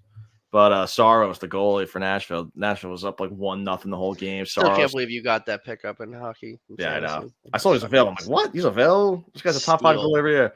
But Saros was the goalie for Nashville, and they're up 1-0. Like 16 seconds left in the third period. He had a gem. He had like 30 for 30 saves or whatever. Less up 2 goals with 10 seconds left. And I think it was the Kraken. That's what I mean, dude. Hockey is such a fast-paced game. Yeah. It's such a fast-paced game. It changes like that. It changes like just like that. Like I always think back to, the most recent game against the Oilers, where Rangers were up 1-0 the whole game and then just collapsed, let up 4 quick goals. And then when they played Minnesota this year, they were up like 4-1 or something, and they lost in a shootout. Oh my God. Yeah, hockey's just a very fast-paced game. Who do you think, as a Bruins fan, who do you think they pursue? I believe it's Stamkos. It makes sense. Yeah. Just talking with the Devils fan here, this whole Dawson Mercer, that could be a crazy route to go. They could maybe go for like a lesser known guy and like get like a bunch of depth and picks on top of it, because the Bruins aren't really that, like, we need picks as well, but like we're not really that crazy of like a deep team as we I were. feel like the Bruins are always in it. Like we always are. We're gonna be in it. They need to make moves. Run a 4-game losing streak. Like I said, Swayman's the future of this team. Allmark, I think you should sell him for the best bang for your buck you can get now. Because he's not a backup. He's not a backup. He's not a back. He should be a starting goalie in the league. And a lot of teams You've need said goalies. this preseason too. Yeah. Look, Stammer makes sense. I don't know who would give up though, because they're gonna want a lot for him, even though he's old. Because who would the Lightning like? They have Vasilevsky. You know, I don't know if they're gonna want Allmark. If they get Allmark and Vasilevsky together, that's a crazy. No, they're not gonna ask for Allmark. I just see as a need for the Bruins. I see them. We could maybe give them a bunch of picks, but yeah, I mean, what about the guy Geeky that's been going off for you guys? Yeah, Geeky could be moved as well. It's not going to happen. And during those times, like you're trying to make a push for the playoffs. It's like it's not desperation, but you want that playoff experience. And Stamkos, better than anyone knows that. And experience. We need a center. We need a center. So I mean, he's a playmaker as well. Like those players that pop off during the year really help you out. Exactly. Like, come trade deadline. Like Geeky, I had no idea who the hell that was until this year. No idea. He's playing on the pasta line as of recently. He's just getting his numbers. Well, now, yeah, I guess that's kind of like with Lafreniere. He's been producing because he has Panarin. Yeah. So like you play with someone like that, they definitely get the best out of you. Yeah. But I know we said it again. I just feel like Stamkos has Bruins written all over him. I just see him in a Bruins jersey. I hope so. Have one right wing. What's up? The Lightning only have one right wing on their roster right now. That's crazy. Kucherov? Yeah. Who else is it? They won't trade him. I mean, he's basically untouchable. Yeah. Another guy. I was trying to see it. Like, what would they need? Maybe they definitely don't need a goal. I mean, Vasilevsky. I mean, he's coming back from back surgery, so maybe they might want a goalie. I don't know. Because maybe he's not in the future. He is older. I mean. I don't know what they defense maybe. Who Hedman's old. I'll say maybe a defenseman. Yeah, Sergeyev's balling out. I don't know if he's hurt though. They have Hagel. They have Point. Yeah, Sergeyev's they have hurt. A good team. Make him a defenseman maybe, but I don't know. Who do the Bruins have? That we're not giving up McAvoy. That's not going to happen. No. Because if I'm the Lightning, I'm not gonna want Brandon Carlo for freaking Stamkos. I would definitely want a first. Yeah, if the Bruins do get Stamkos, it's gonna have to be through abundance of picks. That's what's gonna have to happen. Maybe like some young guys, maybe like Mason Lohrei, young defenseman. Maybe he could go. I just see the three people that I see getting traded is Stamkos, Tarasenko, and if Red Wings keep up this pace of just not winning, is Kane. Those are the three players I see getting traded come deadline. Yeah, and another guy I was thinking, and I don't think it's going to happen anymore, or like I know it's never going to happen. Yeah, Leon Draisaitl. The Oilers, of course, heat up. McDavid. It's McDavid. He's going to find a way to get. I mean, they're even now. They're a 500 team. Yeah, now. They're at 500. They're right back in it. I don't think they're going to sell. It's not going to happen. I don't think they definitely need a goalie though. They need a goalie. So I feel like Draisaitl would somehow make a little more sense trade-wise for the Bruins than the Lightning, because the Lightning are also a division rival as well. So that's they're. I mean, listen, if the Yankees can trade with the Red Sox, I think any team can trade. Possible. Exactly, but I'm saying the Bruins are gonna get taxed. They're gonna get a fucking in-division tax to trade for sure. So it's gonna be abundance of picks. And but I mean, at that point, you're trying to win a cup. Exactly. And after last year with the Bruins going off like they did and losing the first round, I would think they would want to. Go and get that guy like Stamkos. Yeah, and I want it to happen. Yeah. I can see it. We'll see. I just don't know what we'd give up. It's going to be through picks and then maybe Mason Lohrei. That's probably my guess of what's going to be. Young defenseman. Because there's a lot. It's weird right now in the NHL. Like, there's a lot of teams that are like good but aren't playing to their potential. Devils, Wild, Oilers, Lightning. Yeah. Yep. It's a weird. It's like I don't know. It's weird. It's a weird time in the NHL for sure. But again, I said it when Kane signed with the Red Wings. They don't have goalies. They don't have a goalie to keep up with. Like if they're gonna win, it's gonna be like a 5-4 game. Yeah, that's what a lot of the scores have been. It's been high scoring games. Like their wins, like they won in that shootout with Kane. What was it, 7-6? Yeah, football numbers, dude. Yeah, like it's like they don't have goalies. Yeah, 7-6 knock. Yeah, 7-6 in a shootout. The Red Wings they're horrible on defense as well, and I love Patrick Kane, but defense has also never been a strong suit of his either. So he's not providing any defense to the team as well. No. He's been their best offensive player by far, though, since he's joined. So, yeah, he could easily get moved. Maybe it's the Bruins. Maybe the Rangers reunite with them. Trading a whole. I'm kind of over the whole. I mean, I have Ranger fans that want Kane back. I'm kind of over it, but again, I'm not going to complain about getting Patrick Kane. I mean, it's Patrick Kane. But again, I'm kind of just over that whole thing. Yeah, I don't blame you. Like if I wanted him, I wish they would have signed him. But again, the Rangers already gave up a bunch of shit for him. I don't see him doing it again. Yeah, I think the easier person to go after and get is Tarasenko. Nah, cheaper option. I mean, he's having just kind of a decline year. So, I mean, I'm sure he would be glad to join the Rangers again. One thing I wanted to ask you, Nick, is about Ovi, your boy. Let's hear it. What's going on? He's kind of. I know he's a little bit older. I'm gonna go see him play tonight. Yeah. He kind of declining right now. I would say the stat sheet says he is declining, but the eye test and the on ice presence, he looks the same. He is not declining. I mean, look, he's 38. So I mean, I'm not expecting 50 goals, 40 assists every year in, year out anymore. I was with you. I want him to get up there with the goals. He's not going to retire until he beats Gretzky's record. That record will be broken. I can guarantee you that. And I wouldn't be shocked next year if he has 40 goals. I think this year is going to be a down year goal wise, but he's actually making like plays and stuff. He's and they're doing pretty good. Yeah, his assist numbers, me included. I think he's on pace to like shatter his assist totals last year or the last couple years. So I guess he's maybe he's got 14. He's making a little bit more. He's just having a really unlucky year net wise. I was watching the Capitals Islanders game with my mom a couple nights ago. Dude, the shots he's making off the rip, dude, he's still hitting like 95 miles per hour. No, yeah, I got to watch one of his games.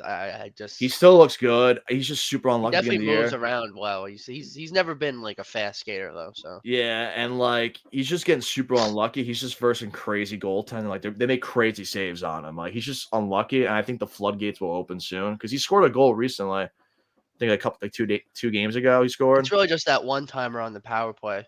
Yeah, that's where that's his moneymaker right there. I won't be shocked if he finishes with like 30 goals, like 25, 30 goals, and that's still a good year. And he bumps up his assist total. And then next year, I think he might score like 40 goals again, just like get back on pace with it.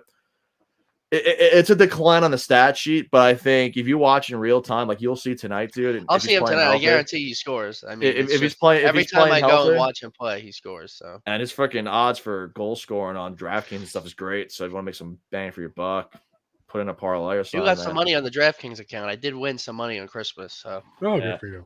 Merry Christmas. Yeah. So Ovi, so to all the Capitals fans out there, all the Ovechkin fantasy owners, stay patient. Screw you. It's gonna come. The number's gonna come. He's gonna score, man. It's over. Washington needs something. I mean, the Wizards suck. Commanders football team, Redskins suck. Yeah. As long as he's healthy, he's gonna be fine. So decline. I'm gonna have to disagree that he's declining, but goal wise, yeah. Overall, he's a stud, man. No, yeah, he's definitely like one of the greatest players of our generation for sure. Yeah, so I think she'll be all right down the road. Yeah, I mean, when you're a vet, I mean, you'll figure it out. Exactly. Just gotta stay healthy. He's 38. He's been in the league since what? He was 18, 19? Yeah, he's insane. So, I mean, and when you're in the league that long, it will come to you naturally. And actually, there is actually a new topic on the show I want to bring up because I thought it was a pretty crazy stat. So this is a little topic I just added. It's called Stat of the Day. Just a funny stat or something that's kind of like, wow, that kind of something you didn't know. So the New York Islanders, Simon Holmstrom, he has 5 shorthanded goals already this year. And dude, Brad Marchand led the entire NHL in shorthanded goals in 2014. with 5. So he has 5 already. This guy's on pace for 10 shorthanded goals. Yeah. He's been a light spot for the Islanders. Dude, he's been sick. I was watching him play. I'm like, this kid's freaking good, man. And the Islanders, I mean, like, they have lost a lot of games in overtime. If they win those games, bro, they could easily be the #1 team in the Metro. Yeah. Easily. For sure. You know, we got a guy like Sorokin in net, man. It's like, it's insane what this team can their really goalie tandem's great, too. Yeah. Varlamov and Sorokin. And the way they play is just suffocate you until, you give up a shorthanded goal or something, or, odd man rushes. Exactly. But yeah, Simon Holmstrom has 10 goals on the year, and 5 of them are shorthanded. Insane, bro. Like, I thought it was just a crazy stat. Like, Brad Marchand led the whole league that is 10 years ago with 5, and it's only December. This guy has 5 already. We got Dennis yawning. Yeah, no, I'm sorry. Everyone's been going through it lately. He's like, who? Wayne who? Yeah, well, I don't know. It's me when you guys talk baseball, man. Yeah. Yeah, like I can't contribute to hockey. I don't know any of this. I saw a pretty gnarly stat though about the Pistons. The Pistons have won 4 games since the last All-Star game. Oh my god. What? Yeah. The Pistons are 4-49 since the All-Star game. Holy shit. Of last year? Of last year. The All-Star game hasn't happened yet in basketball. That's terrible. Oh my god, bro. I'll pull it up. At least they got the Lions, man. At least they got the Lions. No, I was going to say that earlier in the show. We talk about the Lions, like shout out to the Lions. It all came at the cost of the Pistons. Because the Tigers suck. Straight. I mean, you had the 0-16 Lions from like 10, 15 years ago, and now you got the fucking. Cade Cunningham had 41, 9, and 5. They still lost to the Nets. Yeah, against the Nets, dude. I'm not gonna lie. As a Nets fan, I was sweating because the Pistons had a lead a couple of times that game. I was like, no way, we're about to fucking lose against the Pistons. I'd have been so pissed. No, but that is. Dude, did you see what Monty Williams said? What did he say? He said that he's just inspired that the team keeps showing up to practice every day. Jesus Christ. Wait, isn't Monty Williams the old Suns coach? Yeah, he's their head coach. He's the head coach of the Pistons now? Yep. Oh, man. Sorry to hear that. I'm not. He's there, bro. Yeah. But where did I see this? I had the exact number. It might have been on the score. I want to know the 4 teams that lost to them. Dude, like they started hot though. Seriously. No, weren't they 4-1 though to start the year? And they're like, yo, like we're lit. No. They've only had 2 wins this year. Because I remember I saw a post. It was like, I forget who it was. 4-49 since the All-Star game. That's crazy. That is terrible. The lighting's not helping out. Because I thought they started the season on some type of winning record or whatever, like 2-1 or something like that, maybe 3-1. Let me see. Where are they at the bottom? I remember some like Pistons fan tweeted. 2-20. He was like, "We're lit. We're fucking lit this season." And ever since that tweet, they've lost the last 30 games. They started off the season 2-1. 27. That's what it was. Yeah, they lost to the Suns and beat the Thunder back to back. Yeah, they start off. Thunder are a good team. They started off sick this year, and I remember this Pistons fan tweeted, "We're lit. We're fucking lit this year." And ever since that tweet, they have not won shit. They started off 0-1. Like, dude, that sucks. 2-2, 2-3, 3-3. Oh, no, they're on a crazy losing streak. This is preseason. Oops. When did the season start this year? Because this is preseason. October 29th or some shit like that, maybe. That sounds right. October 28th, maybe. Okay, so yeah, they started off 2-0. Hornets, Bulls, and then they lost. They started off 2-0. Because I remember they started off on a winning record, and I saw this tweet the other day. This Pistons fan had me weak, man. He sounded so hype and excited for the season. He's like, "Oh, we're lit. Like we're going to the playoffs this year." Oscar Thompson. Yeah, exactly. And then all of a sudden now they've lost like 30 fucking games in a row since that tweet. That sucks, dude. That does suck. Like, Jesus dude, like Christ. out of all my teams, I've never seen any of my teams play that bad. So I guess I got something going. No, I certainly haven't. I certainly haven't. No, that's bad. I mean, maybe not that bad, maybe not to that extent, but Washington has been just fucking abysmal. But dude, like fucking Detroit in itself, though. These recent Tigers teams, the 0-16 Lions. Dude, I mean, yeah. You want to hear something crazy though? They lost to the Nuggets 107-103. That's a close game. Like, it's weird. Like, they've had close-ish games. The Nets game was kind of close last night. Yeah, and then they lost by 6 to you guys. They lost by 8 to the Jazz. Lost by 6 to the Hawks. Like, they've had close games. Yeah, it's not they're getting blown out. It's remarkable. Like, I don't understand. It's almost a work of art. It really is. If you go to their schedule on ESPN.com, you can literally get an entire page of just L's. Mm-hmm. That's what I'm looking at right now. Just literally L. The entire thing is just L's. This is absurd. Yeah, I love this. And I think it was so weird. It was last night's game. The Pistons fans were chanting, "Sell the team, sell the team, sell the team." It's crazy. Who owns the team? I have no idea who owns that team. Who knows? Probably some hedge fund guy. I mean, honestly, who the fuck cares? They suck. But shout out Jalen Brunson though, man. That guy's killing it. Oh, he's a bucket. He killed us. He killed the Suns. But what was I about to say? One of the sports books has a bet right now. Bet the Pistons don't win another game the rest of the season. Oh, I thought you were gonna say until the All-Star break. That's insane. Could you imagine they go end to end, All-Star to All-Star for like 60? I mean, that's just like Jesus Christ. At that point, like they were projected to be like a decent, like up and coming team this year too. And where you got to start rethinking where you went wrong. Yeah, the problem is I think they're too young. They don't have any. Do they still have Isaiah Stewart, or did he get traded? I think he's hurt. I just remember him bitching up LeBron. I think he either got traded or he's hurt. Still has him. They have guys that are half decent, like Marvin Bagley, Bojan Bogdanovic. Don't they have fucking the guy from the Warriors? What's his name? Wiseman? Yeah, James Wiseman. Yeah, they do have Wiseman. James Wiseman, the center. What happened to him? He's kind of got traded to the. Is he just a bust? They still have Isaiah Stewart. They do have Stewart. They have Marvin Bagley too. Jaden Ivey. Yeah, like they had Kevin Knox. Jaden Ivey's supposed to be a baller. Killian Hayes. I remember Killian Hayes was like the next big thing. Joe Harris, you're a Nets fan. Maybe you can shed some light. What happened? Kevin Knox after that playoff series. After that playoff series where he was like 0 from 3, it was just like I think that was a huge mental fucking thing for him. He just never played the same again, and injuries too. I mean, this team is honestly Joe Harris is cursed. What the hell happened to James Wiseman? I remember hearing about him being like the next Warriors big center. Finally, Warriors got a center. They don't have to deal with fucking what's his name Looney anymore. Looney's good. Looney's good.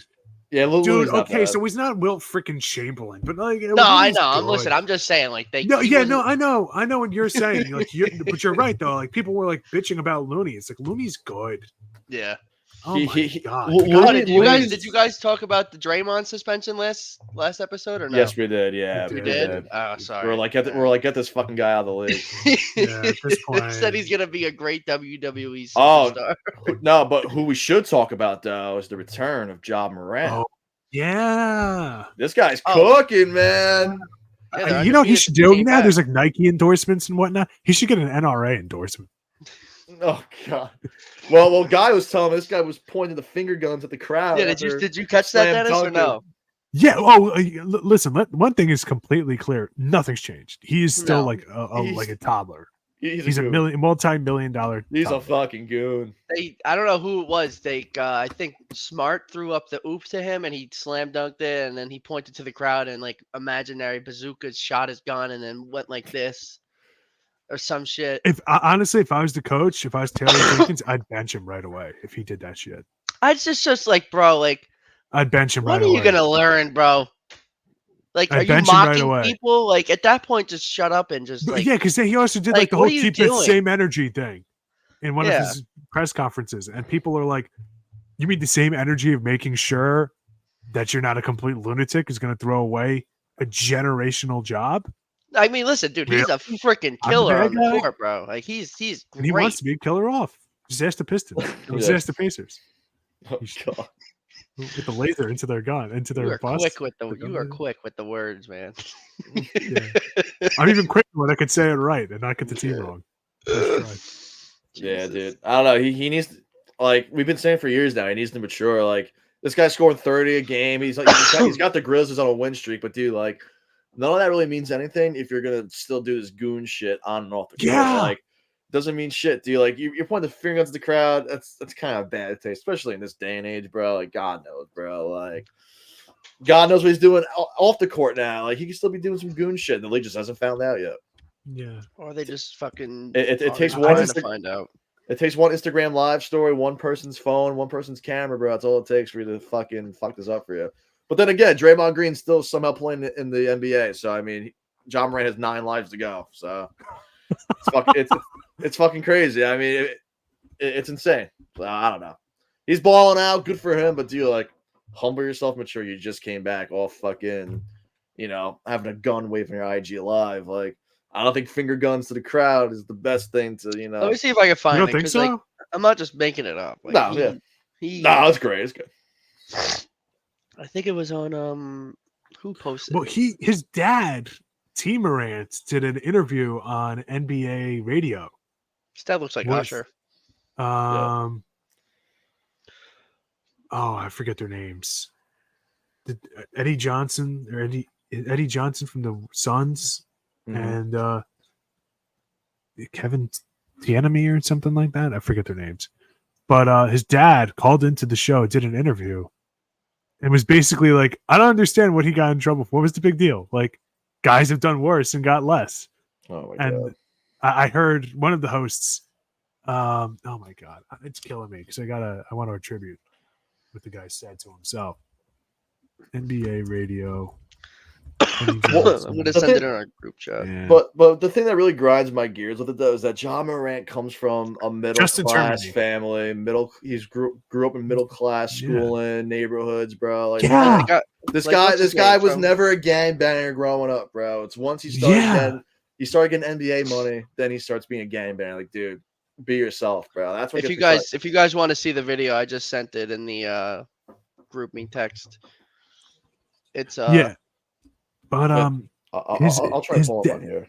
His dad just was not like Justin Termini was on Bill Simmons' podcast, and he interviewed T. Morant with Eddie Johnson, and the dad was just like, he said like he thought it was weird that like the dad just like, didn't seem to get it.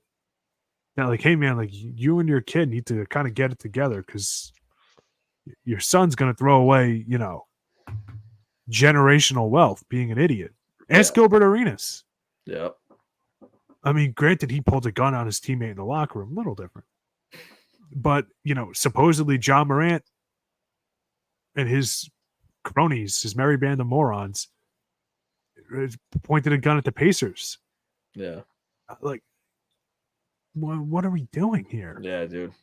What are we doing? Like, you can't keep doing this. Exactly. He's a hell of a player. He's a hell of a talent. He really is.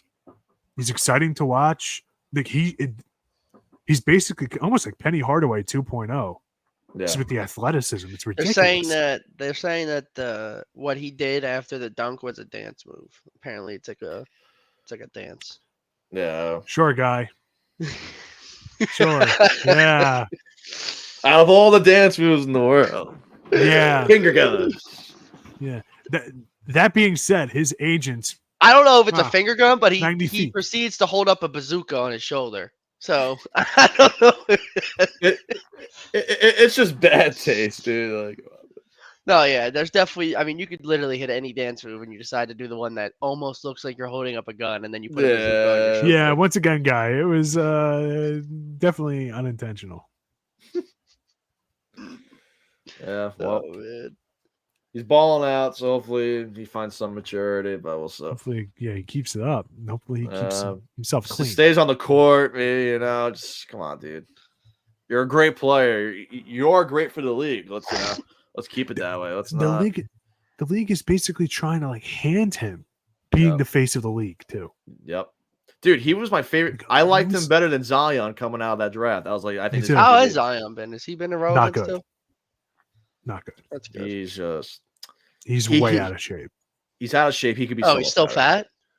Yeah. Oh yeah. And once again, I'm no Adonis. I'm not trying to like kill the guy over it, but I think he also needs a change of scenery. Yeah. Send it to Detroit. Send it to Detroit. Yeah, maybe. Maybe he should stop DMing porn stars. Yeah, I mean, come on, Detroit can't have that good gumbo. I was about to say he needs to get out of the South, man. What they're cooking down there? I know the food down there is good. It's not fair. Yeah, it's not fair. Detroit, he's eating fried alligator and whatnot. He's having the time of his life. Yeah, man. Yeah. I think there's a place by me that does fried alligator. Really? Big Daddy's in Massapequa. Ooh, Massapequa Park. I might have to try that. I went there once after work. Pretty good. They're 17 and 14. I think it's fried alligator. I could be wrong. You could look up their menu. The place is good. Great wings. Oh, okay. I gotta check that out. 22 points, 4 assists, 6 rebounds. He's having an okay year. He's having a solid year for his standards, but he could be so much better. This guy is a 30 point. This guy's a 30 point per game animal. Like he was so good a few years ago. Yeah, was it 2 years ago? He was like a Terminator. Yeah, he averaged like 27. He was insane. But so far, his my pre-draft comp for him of just basically being Larry Johnson, just a heavier Larry Johnson, is completely accurate. Yeah. Who's the favorite right now? I know it's early, but who's the favorite to win the MVP? Is it still Jokic? I would guess Jokic. It's probably gonna be Jokic, Giannis. Oh my God, Embiid's averaging 35 points. Embiid's probably up there. Maybe SGA on the Thunder, maybe. He's so good.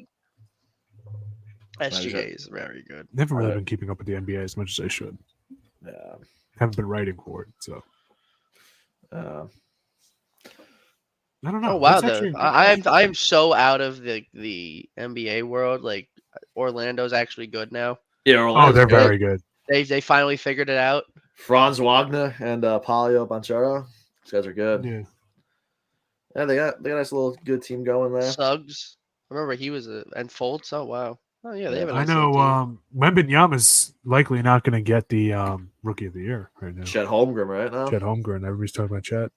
And Jaime What, does that not count as his rookie year last year because he got hurt? No, he didn't play pretty much in any game. This is exactly a Ben Simmons situation. Okay. Yeah. Which I'm okay with. Like if you're you can't be a rookie if you don't play. He didn't play a single NBA game. So exactly. He's averaging 17 points, 8 boards. I remember that was such an argument between Donovan Mitchell and Ben Simmons. I remember because I still kind of am. I think I love Ben Simmons. I was a huge Ben Simmons shooter back in the day, but people were like, "You should not be in the conversation for Rookie of the Year." I'm like, "All right, show me his rookie year then." It's this year. It's this rookie. Like, come on, dude. I'm not even trying to be funny, but has anything happened with Giddey, or is he just still playing? He's still playing. I haven't seen anything.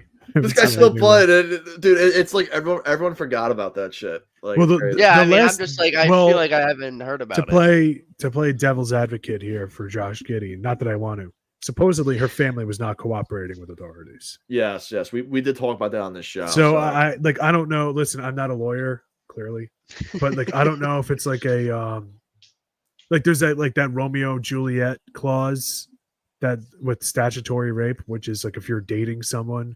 And then, that statute of limitations hits, that will become statutory rape. Yeah. It doesn't count because you're already dating previously. I don't know if it's something like that. I don't know if it's because it was consensual. She just kind of wants them to drop it or what. But it is weird that there's a manhunt for Wander Franco and Josh Giddey is just post-game press conference like, "Hey, I love being in the U.S. Everybody look at me in my hair." That's crazy. I don't want to laugh about it, but it is so bizarre. Like the difference between the Wander Franco, everybody's like, "Get him!" Nope. And a literal manhunt across the Dominican Republic, and then Josh Giddey is just like, "Buy my jersey." Yep. Buy my jersey. He still put up fantasy points. Yeah, it's crazy. Oh man, sports! What a world! My team has been getting crushed in our league, Nick. Oh, Old Westbury. No, in the basketball league. Oh, basketball. Dude, I'm in the finals for the football league. Let's go. No, you versus Nazir. That's a good matchup. Yeah, that's what I'm talking about. Yeah, man. I guess before we wrap up, I guess we'll kind of talk about fantasy football championship week. You guys got any questions or any because I actually have two. I have two questions I want to ask you guys. So Dennis, you go first. I'm seeking the guidance of you guys. Pastimes on the mic, baby. Let's get torn. it. I'm going to the. I'm going here for the consultants on this one. Do I start Adam Thielen against Jacksonville, projected to get 12.3, or DJ Moore at 14.1 against Atlanta, the third-ranked wide receiver defense? Justin Fields has really been loving Cole Kmet, but he got hurt last week. I have Cole Kmet on my roster, by the way. Cole Kmet, I don't know what he got. I have Fields, and I kept getting updates that he kept throwing the ball to Kmet. I don't know what Kmet got last week, but I know he went 14.1 he ended with, or 14.5. Listen, Justin Fields has looked good. So, I mean, I like DJ Moore. The only thing with DJ Moore is he did literally nothing last week. He got 4. He's like one of those. He's kind of like hit or miss, but he is like the number one there. Thielen started off really hot beginning of the year, but then fell off. Man. He's on. He had a good. Now he's back. He had a good week last week. He had a good week. 15.4. Against the Packers. If I'm putting my money into someone, I'm putting it on Justin Fields to throw the ball to DJ Moore over Bryce Young throwing the ball to Thielen. It's just like that's the safer pick for me. So DJ Moore has had a quiet last 2 weeks, 4.8 points and 9.2, but he blew up against Detroit, 26.8. I'm saying DJ Moore just because I think that's the safer pick. A lot more boom too. I'm gonna have to agree with Guy. I'm going with DJ Moore. DJ Moore, I trust you guys. The only thing is Jacksonville, 24th ranked wide receiver defense. Really? Yeah, that is third for the Falcons. Falcons do have a good defense. Cole Kmet is questionable, so if he doesn't play, they're just going to keep doubling DJ Moore. I will say this though, which is what happened on Christmas. Thielen hasn't had double-digit targets since week 11, so I think the volume goes to DJ Moore. I just think DJ Moore is the number one receiver there. DJ Moore had how many targets? He had 10 targets that one monster game. He had 8 targets the week before. I think they both had 6 targets last week or something like that. So DJ Moore has more targets, I think, on volume alone. And I think talent-wise, I think DJ Moore is more talented at this stage of his career than Thielen. I think I'm leaning DJ Moore here. All right. I like it. I could always put one of them into my flex because I have 2 flexes. Right now, Aaron Jones, David Montgomery. Aaron Jones he had a good week last week, but he's also hit or miss. Yeah, it's injured or not injured. David Montgomery has such a nice floor, though. This guy's guaranteed 10 points, 11 points. Yeah, I haven't been the biggest Montgomery guy this year, and I don't know why. Like he's just literally been. He saw, but Gibbs has had one game. He's had one game below double digits. It was the game he got injured. Gibbs is just a monster now, though. That's kind of what I'm worried about. I haven't been to a fantasy football championship in quite some time. Yeah, I'm in one. It's in Nick's league. It's a fuck around league, and I made it somehow. Free super flex league. Yeah. I'm my starting running back is Rashard White, and I have Saquon. Yeah, you can only start one running back, right? Or one flex. Yeah, because I have Goff and Fields as my quarterbacks. Oh yeah, I think you got. But my receivers are not that good. Like Devontae Smith's obviously good, but my number 2 is DeAndre Hopkins. Yeah. All right, I have a question for you guys. So I'm in the championship in my dynasty league. Guy, you're in this one. Okay. So I don't know why I never really stress about kickers or defense, but the Rams defense is available. They're against the Giants. They're projected like 11 points. That's pretty juicy. Yeah, that's also true. I'll take What's the weather looking like? I'm not too sure. But so they're on the wire right now. I have 2 defenses currently. I have the Buccaneers versus the Saints. They're projected 9.9. Buccaneers defense has been pretty damn good this year. But then I also have the Ravens defense versus Miami, but it's Miami though. Well, I would stay away from the Ravens against Miami. That's what I'm thinking. I just said in the beginning of the show the Ravens defense is legit. Fuck Tyreek Hill, dude. And here's the thing. Tyreek Hill, bro. I'm also is gonna burn. I'm also versing Tyreek Hill, so I don't want Tyreek Hill's points. Beat you twice. Exactly. So Ravens are on my bench, and I have Buccaneers starting currently, but the Rams are available versus the Giants. I'm dropping Buccaneers and taking Rams, keeping Ravens. just to make sure your opponent doesn't take the Ravens and doesn't luck out. I'm in a similar boat. And there's also last week too, so it doesn't matter. I'm not. Oh, ours, ours is so the Ravens. If I drop the Ravens, no one's picking up Ravens defense unless they want to make it a keeper. But I doubt that's gonna happen. I got Browns defense against the Jets starting, but I could go 49ers against Washington. Browns are home. I would start anyone against Washington. Yeah, I would start anybody against the Jets. Browns against the Jets. Myles Garrett is going to devour. I don't know about the Jets, to be honest. Like, I feel like Breece Hall's been on a heater. He might score some touchdowns, but I don't know.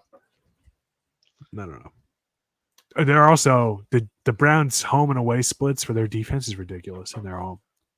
And also, back to my question, the Falcons are also available. Falcons defense against the Chicago Bears, but like we said, I think DJ Moore and Fields is heating up a little bit. Fields did pretty good this week. So I feel safe with the Rams. He played. Yeah, Packers defense is also available too against Minnesota. I'm liking this Rams and Jaguars against Carolina though too is available. A lot of good matchups here. But I think the Giants, no offense, Dennis, I think the Giants just can't get. None taken. They just can't get anything fucking going, dude. I don't think you can take offense when none of your teams are like in the playoffs. Like, I'm telling you, all of our teams suck. My team, Washington blows, bro. So hear something? I have in my notes that I had Washington winning 9 to 10 games this year. So let that sink in. I thought the Giants would win their division. So you gotta have the hope, though. I thought the Jets were going to the fucking AFC Championship game with Rodgers and fucking. Yeah, but you gotta think as a Jets fan next year, like it's either Super Bowl or bust. It is. Yeah. So go big or go home. All right. So should I drop the Ravens or Bucks defense for the Rams? Do not drop the Ravens. Drop the Bucks. Yeah. Just to make sure the Ravens get the. Well, I mean, like. If it's the final week, like no one else is gonna. Yeah, no, because I'm not keeping a defense. It's kind of. I mean, but hold on a second though. Who's your opponent have? He has his defense. Yeah, that's what I'm saying. Is he might poach it? What's the waiver? What I'm saying is, I'm gonna wait and drop it the last segment for the 1 o'clock games or Thursday night games or whatever. So then they're on waivers. You can't scoop them up until after the week's over, so it won't matter. Yeah, but what if somebody does the same thing to get the Rams defense? Where's your waiver order? So add the Rams and drop the Bucks, and then that's what I'm saying. The Buccaneers, no value. But if there's like a crucial injury, like let's say Aaron Donald gets hurt, you know what I mean? Like he has the Steelers defense go against Seattle. But Seattle might torch a little bit, though. Who's home in that one? Seattle. He's got Steelers defense. Right now, I'm the heavy favorite. I'm like winning by 25 points here. That's like doesn't mean shit, but it doesn't mean shit. Did you see the way me and what's his name's game came down to the wire? Yeah, you and Zach. Yeah. Oh my God, I blew a 70-point lead on him. Yeah, I'm probably gonna drop Buccaneers defense because the Saints could easily torch the Bucks too. Like Derek Carr's on a heater right now too. Yeah, I know. Like this is like way off topic, and we've been here forever. But I'm just gonna tell Guy this dude's roster I had to go up against last week, and thank God I won because my team is like a cheat code. This is this guy's week 2 because we have a 2-week playoff. Yeah. He had Josh Allen go for 24.9, Derrick Henry 21.3, including a passing touchdown. Mike Evans go for 27.6. Puka Nacua go for an even 33. Breece Hall go for 43.1. Rashee Rice go for 11.7. The Pittsburgh defense 11 points. You won? I won because my team is loaded. Jalen Hurts, Alvin Kamara, who did nothing. Kyron Williams, Amon-Ra, AJ Brown, DJ Moore, Cole Kmet 14.7, Aaron Jones 14.5. Thielen, my boy, 15.4. See, I want him to get the ring. Cleveland 9 points on defense, and then Justin Tucker saved me. I won by 16 points. Justin Tucker had 16. Debo Samuel. So you play the same person again? No, I already beat him. I eliminated him. Oh, okay. Because the first week of it, I destroyed. So championships, what? 1 week? 2 weeks. Championship is 2 weeks. Yeah, I don't know why it was set like that. I don't know why you play this week and next week. I was fucking pissed off about that because I went through all the settings at the beginning of the year. Yeah, I feel like championship should be 1 week if you're gonna do a champion, like just 1 week. Like I get the 2 week playoff matchup. I've heard of that before, but the championship shouldn't be 2 weeks. I think the good thing is Nasir, I don't think cares about this league. Yeah, I don't think he cares. Why is his lineup not set? Justin Herbert and Kirk Cousins should just be dropped. They're not even on the IR for him. It's not a keeper league, right? No, it's a redraft league. Maybe he thinks it's a keeper league. Don't tell him.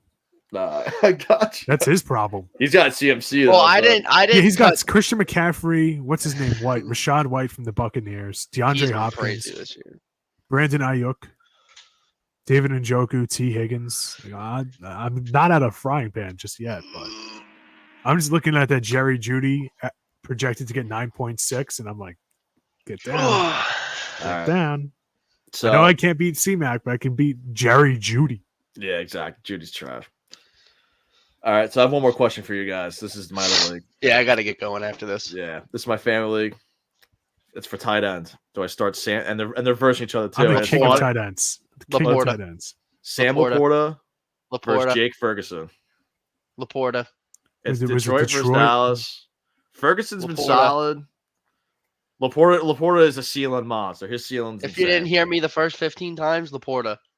I currently have Laporta start. What's the projections?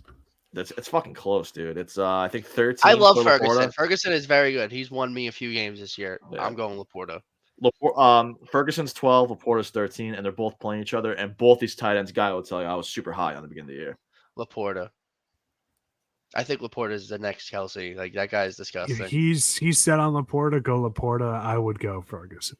Fuck. Dak Prescott. Dak Prescott always goes to his tight ends. Always. Yeah, he does. He loved Schultz last year. I mean, it's neither are a bad start. I just like Ferguson.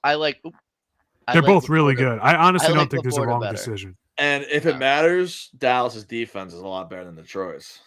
That's the other thing. Detroit's defense has been bad. That's what I was thinking of. But like I said, Laporta's fucking ceiling nuts. Though it's nuts. I'm gonna kick myself. Maybe I should have compared him to Kelsey, but I do think he's that's actually not. That's not a bad comp, to be honest, bro. Laporta is a monster. I would go Ferguson because in the red zone they're gonna go to Gibbs or Montgomery. Dallas doesn't really run in the red zone; they pass. The way I'm looking at it is Ferguson for floor, Laporta for ceiling. So do I want to see? I just feel like I just always see Laporta like when I'm watching Red Zone on Sunday. Like, and here's Laporta for 40 yards down the field.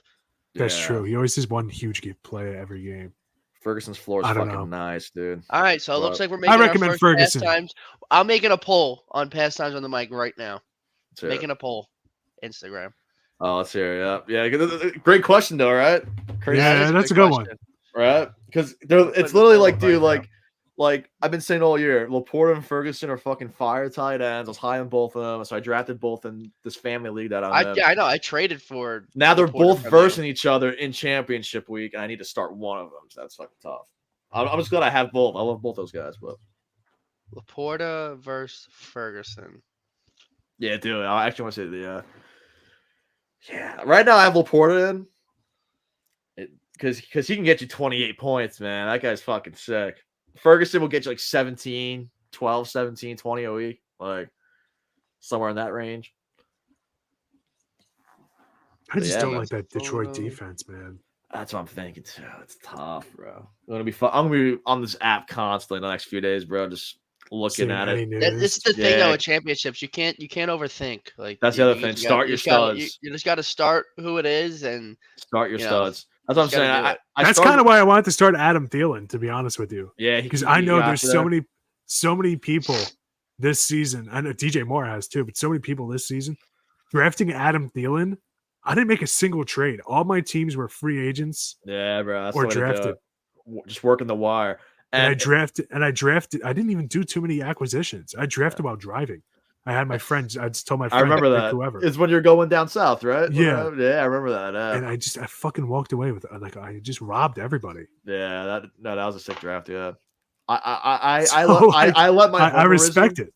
I let the Adam Thielen pick was my best pick. And the Kyron Williams. Oh my god. Yeah.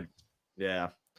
But some of the best advice I've ever heard is when in doubt, start the guys that got you there. So, like, Miley Laporta, I don't know. It's a win-win situation. I think both are going to do great. But you know what? I don't want you. We're just saying don't overthink. I don't want to throw gasoline on the fire here.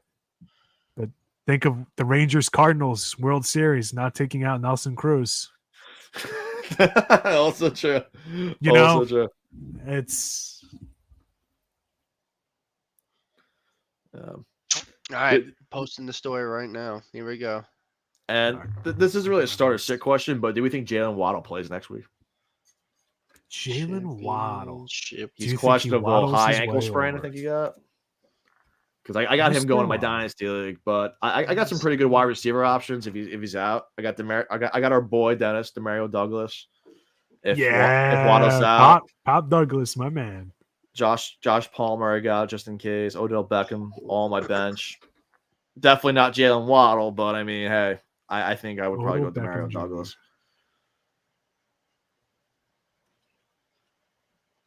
Who do you start? Championship weekend. Laporta. Wait, am I spelling this name right? L-A. It's capital P, right? Yeah. O-R-T-A. Yes, sir. Laporta or Ferg? ASAP Ferg, baby. They're both very like they're not sick tight ends, man. Yeah, like it's not a terrible situation to be in. It's not. Really not.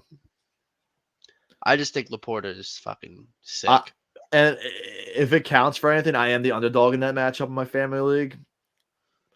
I'm the underdog, so if I want to swing for the fences and go Laporta gets a 30-point game or some shit, like yeah, you kind of have to get desperate. Who's the rest of your lineup? All right, so oh my god, this was the league where I was banking on Tommy DeVito, and he pulled and you through. Made it to the championship. Dude. All right, so the semifinals was versus me and my cousin Dennis. Sorry, Dennis. GG's, by the way. But his quarterback, Sam Howell. Negative. Oh my god. Negative 1.76. DeVito covered it with a solid 2.34. Worst. That had to be the worst quarterback matchup in the playoffs I've ever seen. So I really just dumped DeVito this morning. Remember I asked you about Derek Carr and all of them that were available? I picked up Derek Carr. He's the best option. You gotta have to, yeah. Yeah, dude. So Derek Carr is now my starting QB. DeVito did what he had to do. I can't. He did the job. He did the job. He got the shine box. Derrick Henry, RB1. James Cook, RB2. DK Metcalf. Okay. Mike Evans. Okay. Terry McLaurin. Yo, let's pause a second. Mike Evans lately? Jesus Christ. That's my GOAT, bro. That's my GOAT this generation. Terry McLaurin. Mm-hmm. Sam Laporta currently in tight end. Josh Jacobs in flex if he plays. That's another fucking guy I have a bone to pick with, dude. Josh Jacobs. Nick, I added you on the story so you can post it. Awesome. Nico Collins in flex. He's healthy again. He's balling out. Thank God. Rams defense against the Giants. Yonho Koo got me 24 points last week. Yonho Koo. We're not worthy. I'm Justin Tucker in both my leagues, but I love Yonho Koo. I had him his first year. So the bench is Odell Beckham Jr., Kenneth Gainwell, Baltimore defense. So now I'm thinking about picking up the Rams defense in another league now. I'll have the same two defenses in both leagues. So I feel like I might just do that. Baltimore defense, Jake Ferguson on the bench as of right now. I'm thinking about dropping him, maybe picking up somebody else, but this is kind of a deep league. I got Hyatt on my bench, but I don't know. He hasn't really been doing much. All right, boys, I got to head out. Yes, sir. Have fun tonight. Appreciate it. I'll talk to you guys soon. Yes, take it easy, guy. Laporta. My favorite. I'll see how this poll goes, but have fun. Stay safe. Appreciate it, boys. See you later. Take it easy, man. Have a good one. Have a happy New Year, bro. Thank you. You too. Yeah. Thanks. Happy New Year. And Will Levis is my backup QB. And I picked up Jameson Williams just because I had a free spot. I said, why not? He's done nothing for the Saints, man.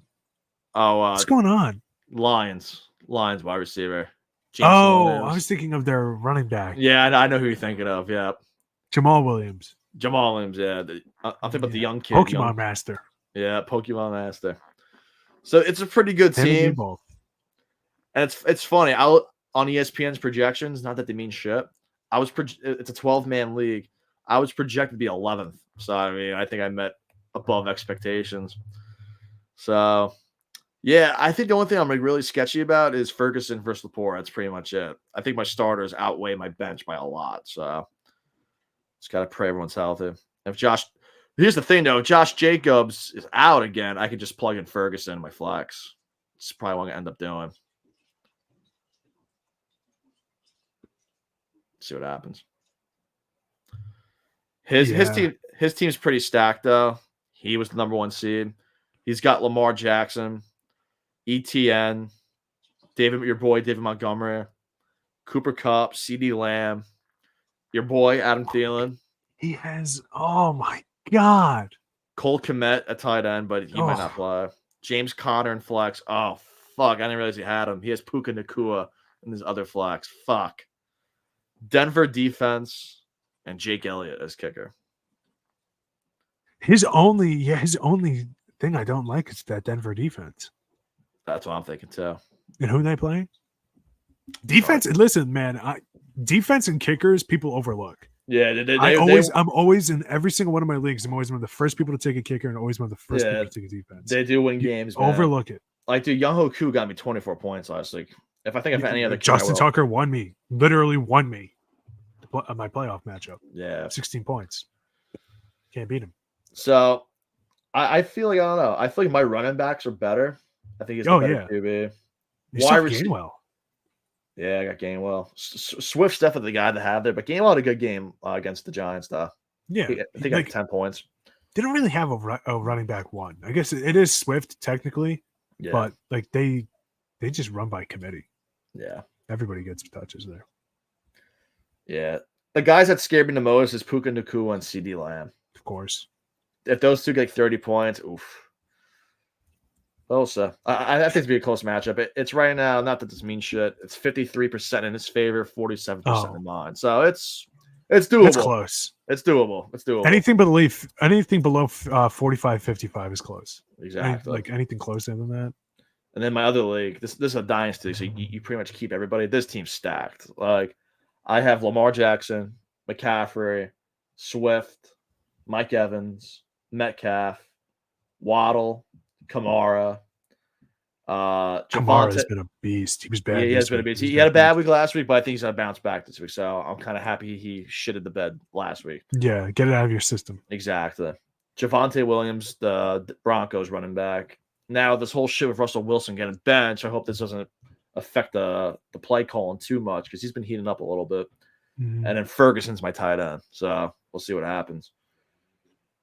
But yeah, and the kid on version, his team's pretty good, but I'm surprised he made the championship. I don't want to talk too much smack though, because anything can happen. Because right now I'm the 72% favorite to watch. So, but again, you never know. He has Jared Goff. Yeah, you never know. He has Jared Goff, Devin Singletary, Tony Pollard, Amari Cooper, who I'm glad he blew up for 50. My God, 200 yards? That was insane. Yeah, I think Cooper alone won him his matchup that week. So the guys I'm most afraid of is Tyreek Hill, Cooper Kupp, Amari Cooper. His wide receivers are stacked. He definitely has better wide receivers than me. I think my running backs blow his out the water, though. Is Joe Flacco available in that league that you need a quarterback in? Probably not. I think he's available, but I have Lamar, though. No, I'm saying in the other league where you had Tommy DeVito last week. Flacco is available. He still is available. It was between him and Derek Carr. Jets? Yeah, Jets defense, though. I don't know. I picked up Derek Carr because I think in division matchup game against the Bucks. No, but Brown's home. But if Will Levis is out or someone's out, I'll pick up Flacco just to have him. Maybe make a decision then. Because I was looking at Flacco a lot. So he's also starting 2 tight ends, though, this kid in my other league. I used to do that all the time. He's playing Freiermuth, though, and Cade Otton, the Buccaneers tight end. So I had Travis Kelce and Dalton Schultz one year. That's different. Those two are studs. And I was set. I took Travis Kelce in the first round. Everybody thought it was crazy. Second round, I took Mahomes. Third round, I took Mike Evans. Wow. And they were all like like, Dennis, what are you doing taking a quarterback round 2? And I was like, you'll see. Yeah. As I fill this team out, you'll see. I had DeAndre Swift. Wow. Like, my team was loaded, and I just went up against the one guy whose team was better because my team clicked late, and so my seed was low, and I was like, fuck. Yeah, I hear you. Oh, well. And then last year in that league, my season derailed because of the DeMar Hamlin game. I had Joe Burrow. He had Jamar Chase. No, he didn't have anybody. No way. I don't think he had anybody that game. So I literally said to get like 5 points, and I would have won. But because the game stopped, last of the whole DeMar Hamlin. I was actually mad. I was mad he didn't split the third place prize with me. I always kind of felt a particular way. I would have done it. I remember last year in this league, this dynasty league that I run. I'm in the championship for it this year, but last year it was between the kid I'm versing now and my friend Adam. It was those two going at it. His name's Denny. He had Josh Allen, and I think Adam had Tyler Boyd, and it was a close game. So I just made him co-champions. That's like, because it's a free league. We do it for fun. It's like a banter league. Just talk shit, whatever. But at that point, you either got to split. If it's close enough, I think you got to split the money, split the wins or something when it came to that. So I said, all right, you guys are co-champions. There's nothing else I can really do. I mean, it could have gone either way. Because he was up by like 20 with Tyler Boyd, but he had Josh Allen left. So it's like Allen could have had a 37-point game. Who knows? But yeah, I'm hoping nothing like that happens again. Yeah, God forbid, right? Dude, that made fantasy such a headache last year when it came to winnings and stuff. Everything was just not only that, but it was just that was a bummer. The whole thing was a bummer. Yeah, glad the guys all right. Yeah, exactly. It's crazy it's even suited up again this year. So yeah, seriously, crazy. But yeah, we'll see what happens this championship week, though. Hopefully, Dennis, hopefully next week you and I come back on the show. We can flex a little bit. Hopefully, we can. Well, it's a 2-week championship, so I'm not putting a crown on. Yeah, I don't know why it did. That's pissing me off. I swore I made it 1 week. I went through all the settings. We're not gonna do that again next year, but we'll see. Maybe it is 1 week. Yeah, because and last week was 2, but that'd be weird if the championship is in 2 weeks. I'll double check because I made it 1 week on the settings. I would never do 2-week championships. It's week 1 of 2. Yeah, I fucking hate because I remember my old hockey league. It's on that app now, Flea Flicker, that we use for our basketball league. My hockey league used to be on ESPN, and all of our championships used to be 2 weeks long. I'm like, I hate that shit. ESPN like automatically makes it 2 weeks. That's their standard setting. Like, it's so stupid. No projections for the last week. Interesting. But I got Hurts against the Giants team. The problem is guys are going to be benched and stuff like that. Yeah, that's why I didn't want to think of 2 weeks. I don't know. I can maybe try to change it last second. I don't want to do that, though. I don't want to play the settings at the end of the year. Might as well just let it rock out. You're almost better off taking a flyer on a worse player because you assume they'll play the full game. Just pick up like Derrick Henry's like third stringer. Like I have Jalen Hurts, and it's like, well, Jalen Hurts is a beast the last week of the season, though. Should I go with Jared Goff, who might be playing for first place? Exactly. Like, it's like, so I need a huge lead. Yeah. Going into next week before I sit down with you and Guy again and say, pick up this guy. Pick up some randoms. We'll see what happens. Yeah. Well, all right, I think that does it. Yeah, I think that we can talk sports all day, but I think that wraps it up. This was another episode here of Pastimes on the Mic. We're only going to do an hour. Yeah, we're only going to do an hour, and I think we made our longest show yet. This wraps up our show for today. Thank you for tuning in for the whole 2 hours and a half. For any questions, send us an email here at pastimesonthemic@gmail.com. It's right here. The next week or next 2 weeks or so, for some cases, it's championship week. Time to get down to the nitty-gritty.